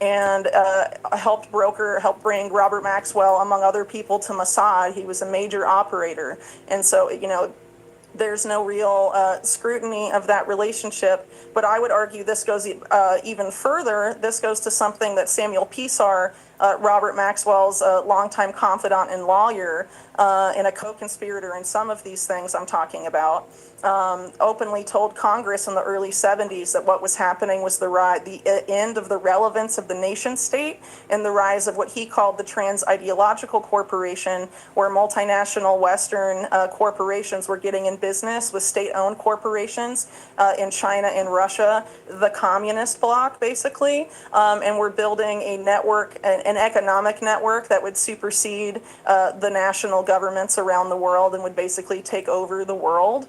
And he was asked by Congress if this was bad, and he was like, not really. And he said this in the early 70s. And he, along with people like the heads of IBM, people from PepsiCo, people from some of the biggest corporations in the United States, openly created committees to make this happen. And he probably had intelligence ties. He represented Steve Jobs for Apple, and Steve Jobs was like, I don't know if he works for the CIA or the KGB. And the circle is Probably huge. both, because if you look at Robert Maxwell, he was definitely involved with the KGB among other groups. He worked with KGB officers to spirit gold out of the Soviet Union, and a lot of these guys were involved in capital flight from Russia after the collapse of the Soviet Union. They funneled a lot of it to Israel, where they helped get and install Russian mobsters like Simeon Mogilevich, get them Israeli passports so they could penetrate the U.S. financial system. And our current president had involvement with some of those characters through his real estate deals and helped them launder money. So I don't really think we're going to see meaningful prosecution of these groups with the current crowd that's in charge. Whitney Webb says the Clinton Foundation was not just connected to Epstein. Major parts of it were built by him. The Clinton Health Access Initiative and its Africa AIDS work traced directly back to Epstein's involvement. His defense lawyers said the Clinton Global Initiative, the Davos-style gathering that passed money to Ghislaine Maxwell's Terramar, among others, was Epstein's original idea. Webb says Epstein had two specialties: money laundering and reputation laundering. For billionaires who needed both, he was the only call you had to make. Yeah, so the Clinton Foundation, I would argue, was largely set up. Major aspects of it were provably set up by Epstein. That's particularly true for the Clinton Health Access Initiative, and a lot of its work in Africa with AIDS, which obviously coincides with a lot of vaccination policy. And at the same time that Clinton set up his foundation, Bill Gates set up his foundation. They collaborate together on those things. And Epstein has also obviously had an interest in these types of networks as well. For health, they say. But obviously, in the COVID era, we became a lot more skeptical of those types of quote unquote philanthropies. And obviously, Bill Gates, as well as Epstein himself, as particularly revealed by some of these new releases, but it was known before, have an outsized interest in eugenics and also transhumanism, which is the modern rebranding of eugenics. Even some of the people that used to run the British Eugenics Society, like Julian Huxley, authored texts in the mid-20th century talking about how transhumanism was the future of eugenics, and this is how they'd sell it to a new generation. These people are intimately involved with a lot of this stuff. And Epstein was intimately involved in those aspects, but we have to go back to Epstein being intimately involved also in illicit cash flows, which the Clintons absolutely love and have loved for a long time, ever since Clinton was governor of Arkansas through the presidency and after. And so, Clinton Foundation has obviously been dogged by what were once rumors, but thanks to WikiLeaks became, proven that it was basically a pay-to-play scam, and that they were taking money and then returning political favors when Hillary Clinton was, Secretary of State, or they thought she might even be president, right?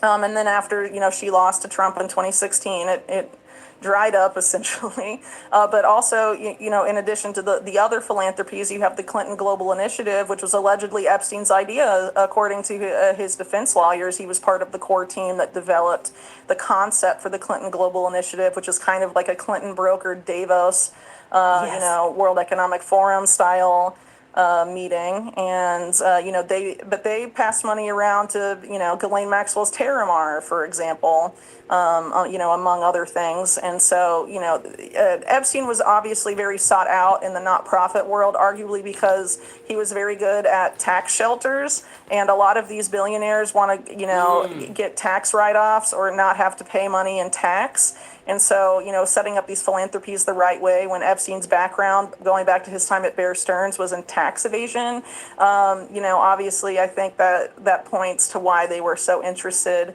in having him be involved in setting up their nonprofits. And there's also the fact that you had Epstein, you know, I think it was Bill Gates, wanted to talk to Epstein about getting a Nobel Prize, apparently because he had influence over the Nobel Prize Committee.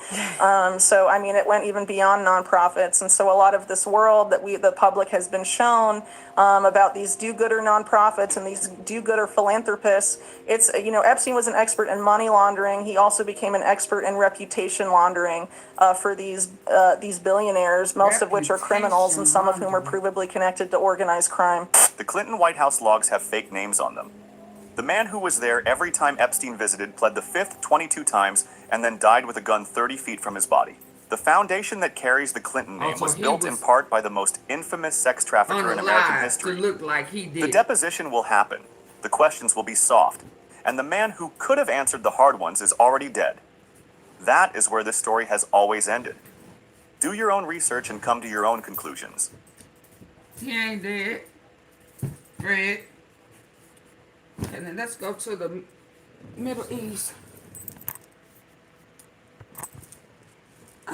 Before I go.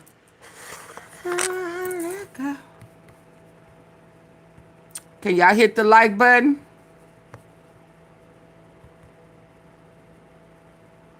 Where's my guy?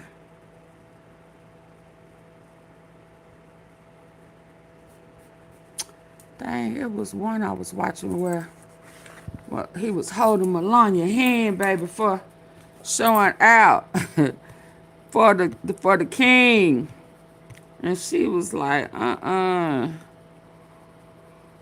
Ooh, excuse me. Oh, I wanted to see that one too.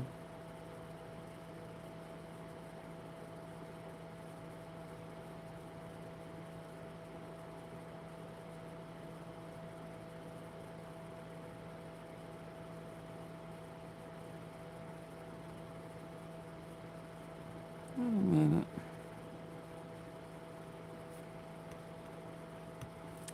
Did we watch this yesterday? Enhance your membership with the American Express Platinum Card and access over $3,500 in annual value. I think so.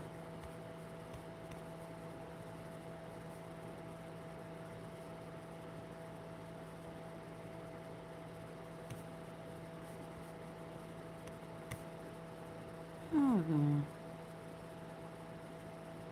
I don't know if I watched this one yesterday or not.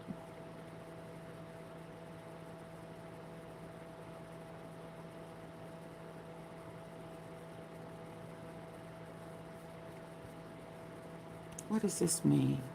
I want to start tonight with a tradition. Every president's first 100 days get evaluated. It started with Franklin Roosevelt, who in his first 100 days in 1933 signed 15 major pieces of legislation, transformed the banking system, created the FDIC, launched the New Deal, set a standard for presidential action that every president since has been measured against, whether they wanted to be or not. Now, tonight is day 100 of Donald Trump's second term.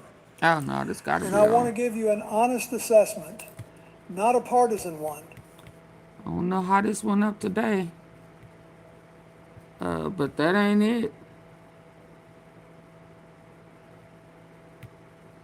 I want to start tonight with something very simple, a map.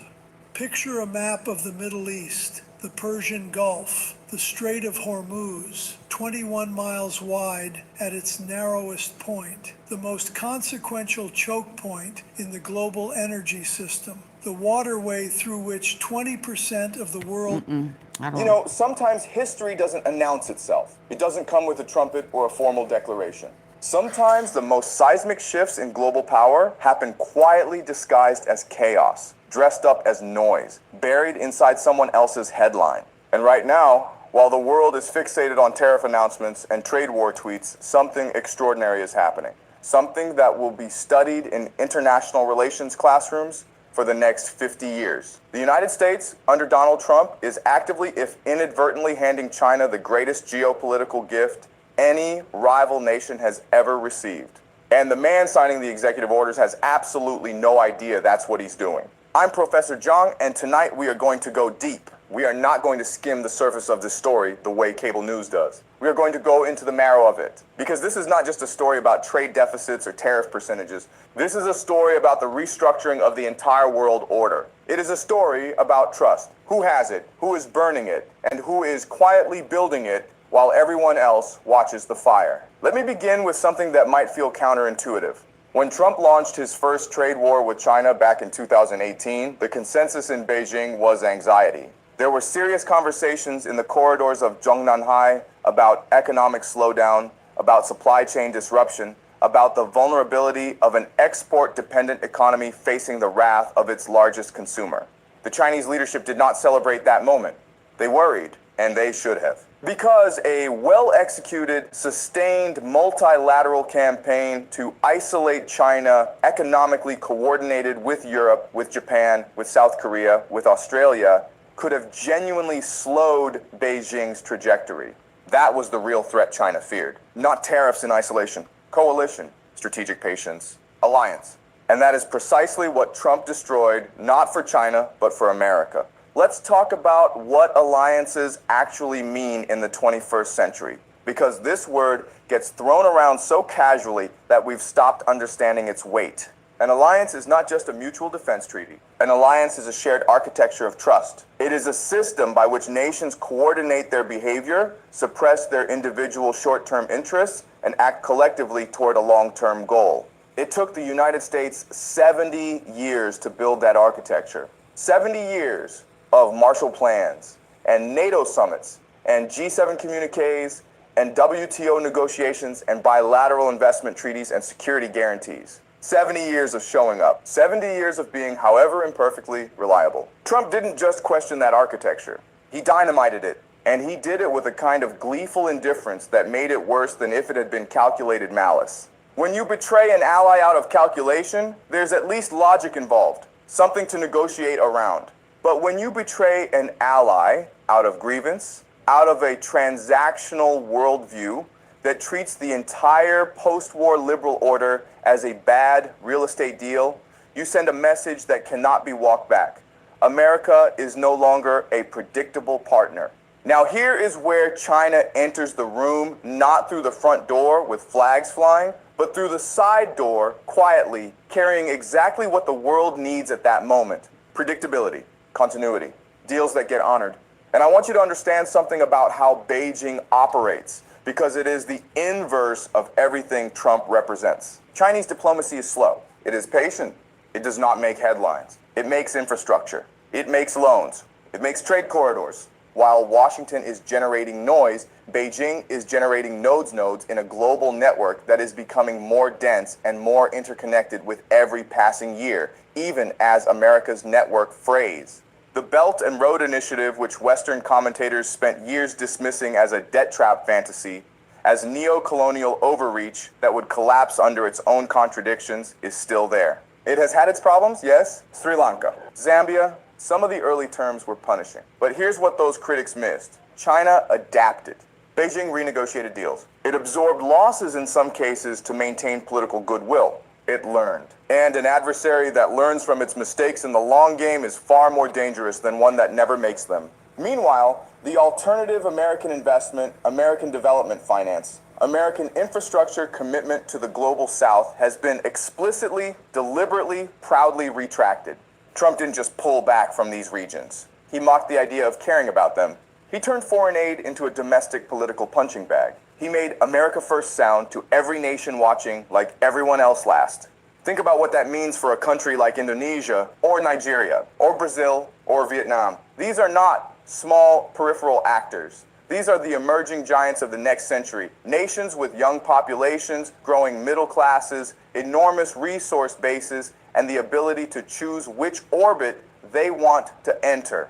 And for years, the argument from Washington was, choose us. We offer the rule of law, transparent contracts, democratic norms, a system you can trust. That argument had genuine traction.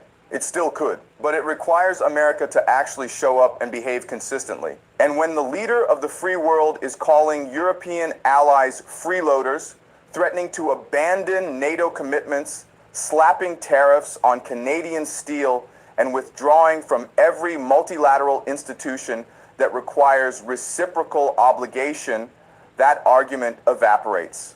And into the vacuum China walks. I want to dwell on Europe for a moment because the transformation happening there is one of the most underreported strategic stories of our time. The European Union was for decades America's ideological twin, the other pillar of the liberal international order, deeply integrated into Western security structures, philosophically aligned on democracy and human rights and rules-based trade. And for all the tensions that existed over agricultural subsidies, over tech regulation, over burden sharing in NATO, the fundamental relationship was bedrock. It was assumed. It was the invisible architecture beneath everything. That assumption is gone.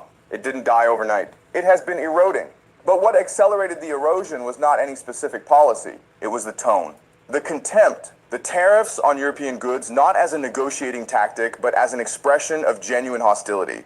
When Trump's trade representative calls the European Union a foe, when tariffs land on German cars and French wine and Spanish olive oil, European leaders do not just respond economically, they respond strategically. They begin to ask for the first time seriously in public, what is the cost of dependence on Washington? And that question, once seriously asked, leads to a series of conversations that all point in the same direction toward strategic autonomy, toward diversification, toward less exposure to American unpredictability. And who benefits from European strategic diversification? Follow the logic. If Europe buys less American military equipment and builds its own defense industry, that's a market China can compete for. If Europe seeks alternative trade relationships to reduce dependency, that's an opening China can fill. If Europe withdraws from the American-led effort to coordinate semiconductor restrictions on China, which it has already partially done, that's a lifeline for Chinese technology. Every crack in the transatlantic relationship is a window Beijing climbs through. Not because China is manipulating these cracks, though, sometimes it is, but because gravity exists. When a space opens, something fills it. Now I want to talk about something that rarely gets discussed in the West, and that is the psychological dimension of this moment inside China itself. Because grand strategy is not just made by governments, it is made by populations. It is made by the stories that a people tell about themselves and their place in the world. And for the last several decades, the Chinese Communist Party has faced a legitimacy challenge that is partly economic. Can we keep delivering growth? And partly narrative. Can we tell a story about China's rise that feels righteous rather than merely powerful? The 100 years of humiliation narrative, the period from the Opium Wars to Mao's victory in 1949, when China was carved up, exploited, and condescended to by Western powers, is not ancient history to Chinese citizens. It is living memory. It is school curriculum. It is the emotional substrate beneath Xi Jinping's entire governance project. And what Trump's tariffs did, what the chip bans did, what the technology blacklisting did, what the hostile rhetoric did, is they reactivated that narrative with extraordinary power. Suddenly, the argument that China is being targeted, that the West will never accept a strong China, that only the Communist Party can defend Chinese dignity against foreign aggression, that argument didn't need to be made by propaganda. It was being made by American policy itself. The rally around the flag effect in China following the initial Trump tariffs was measurable. Consumer sentiment shifted. There were campaigns to buy domestic. There was genuine public fury, not manufactured, not entirely orchestrated, but organic at what was perceived as American bullying. And that fury, that sense of being collectively under siege, is political oxygen for Xi Jinping. It smooths over internal contradictions. It mutes voices of reform. It gives the leadership exactly the kind of external enemy narrative that authoritarian governments have always needed to consolidate power. In trying to weaken China, Trump made Xi stronger at home. But it goes further than domestic politics. Let me talk about the technology dimension, because this is where the story gets truly extraordinary in its irony. The stated goal of American semiconductor restrictions, of the chip war, of the entity list, of the CHIPS Act, and all the export control regimes was to slow China's development of advanced semiconductors, to deny Chinese firms access to the most advanced tools, to maintain American technological superiority. Now, setting aside the debate about whether this strategy was wise or enforceable, let us simply ask, what did it actually produce inside China? It produced the largest state-directed technological mobilization since the Soviet Sputnik program. China's investment in domestic semiconductor development exploded. Huawei, which was supposed to be crippled by the ban on American chips and American software, came back. Not fully, not yet, but it came back enough to shock Western analysts who had written it off. The Kirin chip, the 5G handset, the resumption of premium smartphone competition. These are not trivial developments. These are signals that when you cut off a nation's supply of critical technology, you do not necessarily stop that nation. Sometimes you simply remove their dependence on you. And a China that doesn't need American chips is a China that is harder to pressure, harder to contain, and harder to negotiate with. The same dynamic is playing out in electric vehicles, in solar panels, in battery technology. In each of these sectors, the combination of Chinese state investment, Chinese engineering talent, and Chinese manufacturing scale has produced global leaders companies that are now competitive not just in emerging markets, but in Europe, in Southeast Asia, even tentatively in Latin America. BYD is now the world's largest electric vehicle manufacturer by sales. CATL supplies batteries to half the world's automakers. These are not victories that happened because of Trump. They have deeper roots, but they have been accelerated by the trade war, which gave Chinese companies incentives to innovate domestically and to seek international markets outside the United States. And here is the piece that I think is most consequential of all, and it is the piece that almost nobody is talking about in the mainstream conversation.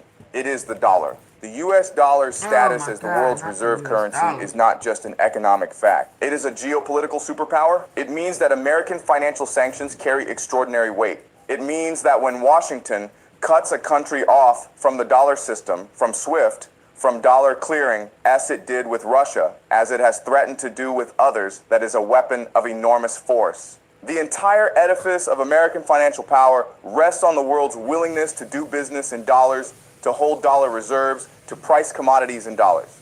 And that willingness is not guaranteed. It is a choice. It is renewed every day by every country in the world choosing to use the dollar rather than an alternative. What happens when America repeatedly uses the dollar as a weapon of coercion? When sanctions are applied not just to pariah states, but to major economies? When allies worry that a change of administration might result in sanctions against them? The answer is the world starts building alternatives. Not quickly, not completely, but incrementally, deliberately, with growing urgency. And the nation leading the effort to build those alternatives is China. The one's share of global trade settlement is still small. The CIPS payment system is still a fraction of SWIFT's size. But the trajectory matters more than the current level. 10 years ago, the yuan was barely used in international trade. Today, Russia settles a significant portion of its energy trade in yuan. Saudi Arabia has discussed yuan pricing for oil sales to China. Brazil signed a currency swap agreement with Beijing. BRICS nations now expanded to include Iran, Egypt, the UAE, Ethiopia, and others have discussed developing a common currency or payment mechanism to reduce dollar dependence. None of this kills the dollar tomorrow, but it begins to build the scaffolding of an alternative system. And every time America weaponizes its financial power in ways that make other countries feel vulnerable, every time the threat of sanctions is used as a first resort rather than a last resort, more countries quietly add another brick to that scaffolding. Trump, of course, has threatened to impose 100% tariffs on any country that moves away from the dollar, which is precisely the kind of response that accelerates the trend it is trying to stop.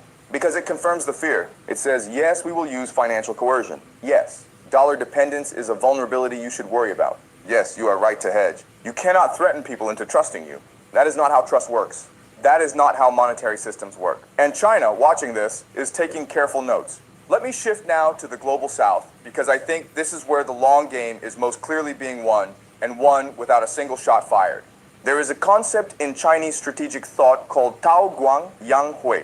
Tao Guang Yang Hui, which roughly translates as hide your brightness, bide your time. Deng Xiaoping made it the cornerstone of Chinese foreign policy for 2 decades after Tiananmen. Don't provoke, don't confront, build quietly. Accumulate capability, let others make the mistakes. Now, Xi Jinping has moved somewhat away from this posture. He is more assertive, more willing to project power. But the underlying discipline of the concept still pervades Chinese statecraft. And nowhere is that discipline more evident than in how Beijing has cultivated the global south over the past 2 decades. China built roads in Africa when Western donors were writing reports about governance deficits. China built ports in Pakistan and Bangladesh when Western investors were citing risk premiums. China built hospitals and stadiums and railways, visible, physical, tangible things in countries that felt invisible to Washington. And yes, some of those deals were exploitative. Yes, some of the infrastructure was overpriced and the loans were punishing. But here's the thing about infrastructure. It exists. It can be touched. It connects things. It employs people, and when a Chinese ambassador shows up in Addis Ababa or Dakar or Islamabad and can point to a road, a port, a stadium, a hospital, and the American ambassador shows up and can point to a USAID program that has just been defunded, to a Peace Corps mission that has been recalled, to development finance that has been redirected home, the comparison is visceral. It is not abstract.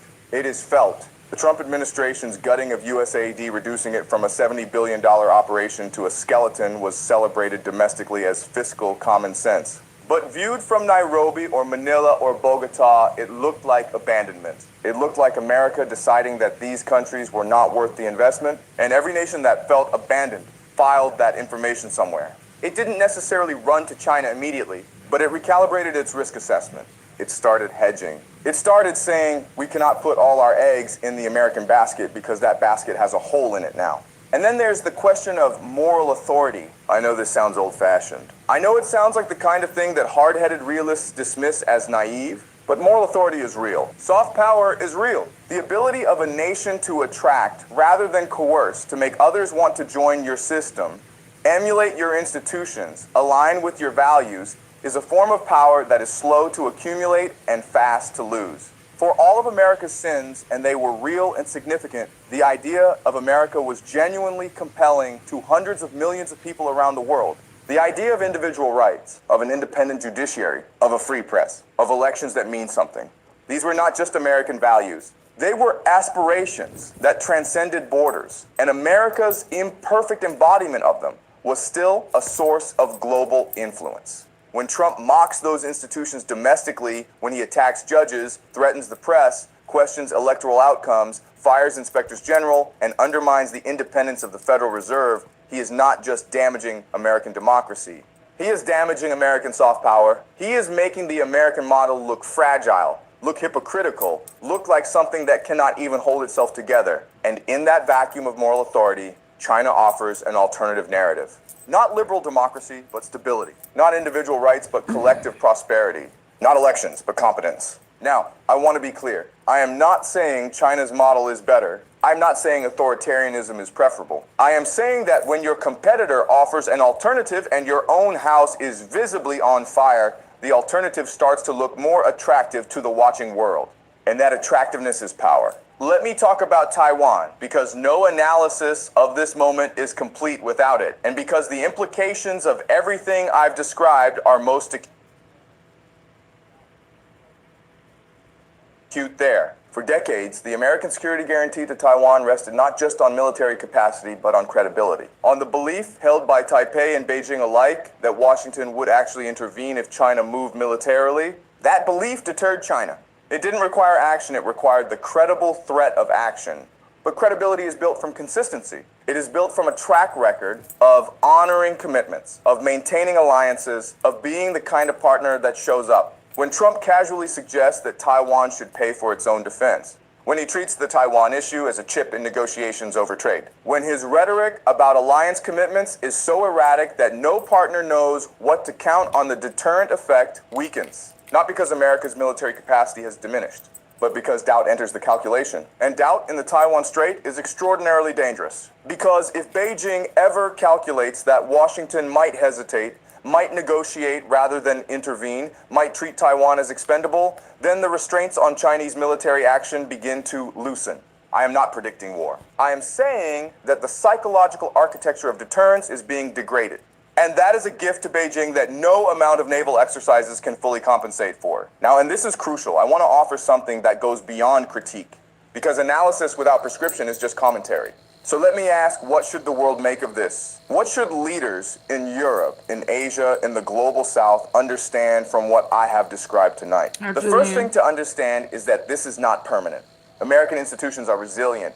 The underlying advantages of the United States, its universities, its capital markets, its military capacity, its technological innovation ecosystem, its demographic dynamism compared to a rapidly aging China, these have not disappeared. I mean, you didn't come in speaking. You just came in with that crap. I'm going to go ahead and delete that. You need to speak to me first before you come in trying to be smart and sarcastic.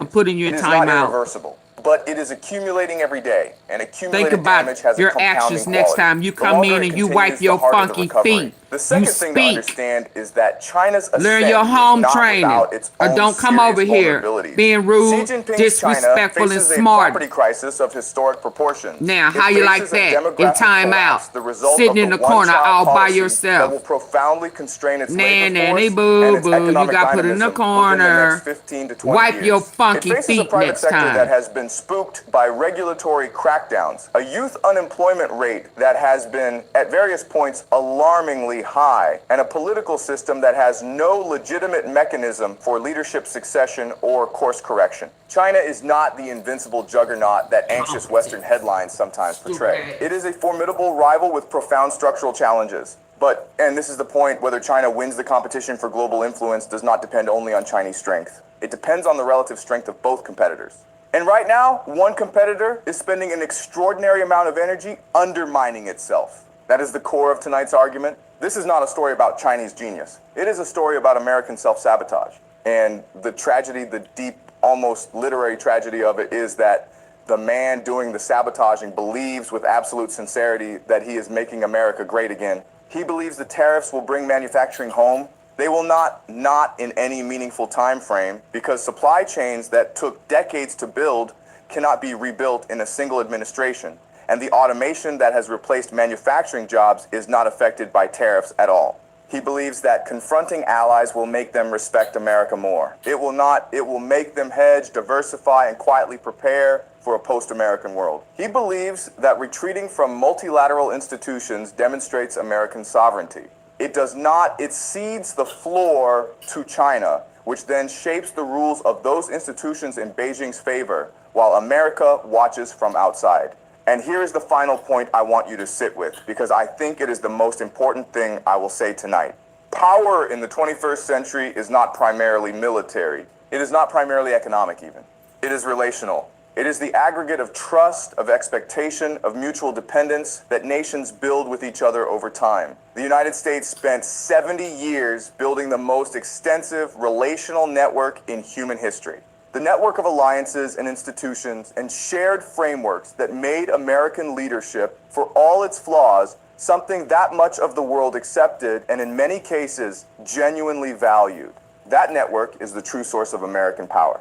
And it is being dismantled not by Chinese aggression, but by American choice. By a political movement that has confused strength with isolation, that has mistaken intimidation for respect, that has traded long-term relational capital for short-term transactional wins that may not even materialize. And while that dismantling happens while the mortar crumbles and the bricks loosen, China is not sitting idle. China is building, slowly, imperfectly, with its own contradictions and its own overreach, but building. So when we ask, who is making China great again? The answer is not Xi Jinping alone. The answer is the confluence of Chinese ambition and American abdication. It is what happens when the world's dominant power decides that the burden of leadership is not worth carrying, and its chief rival decides that the moment to pick it up has finally arrived. History will record this moment with a clarity that is sometimes only available in retrospect. Future historians will look back at the second decade of the 21st century and see, with painful precision, the inflection point at which the balance Next of time global speak power before you come began in on its great some that shift. crazy stuff. The You better tragedy is learn not how to that China speak. is rising. Y'all Rising mama didn't powers teach y'all are a no feature home of history, training. not a bug. The tragedy is that America had every advantage necessary to manage that rise strategically, to compete from a position of genuine strength, to lead a coalition of democracies and emerging economies in a rules-based system that protected everyone's interests. The tragedy is that instead of playing that hand, America folded it, loudly, proudly, and with complete confidence that it was winning. I'm Prof. Jang, And that is the story of how Trump is making China great again without knowing it, without meaning to, and without yet understanding what has been lost. He'll learn when it's too late. Y'all have a good night. Peace. I'm out.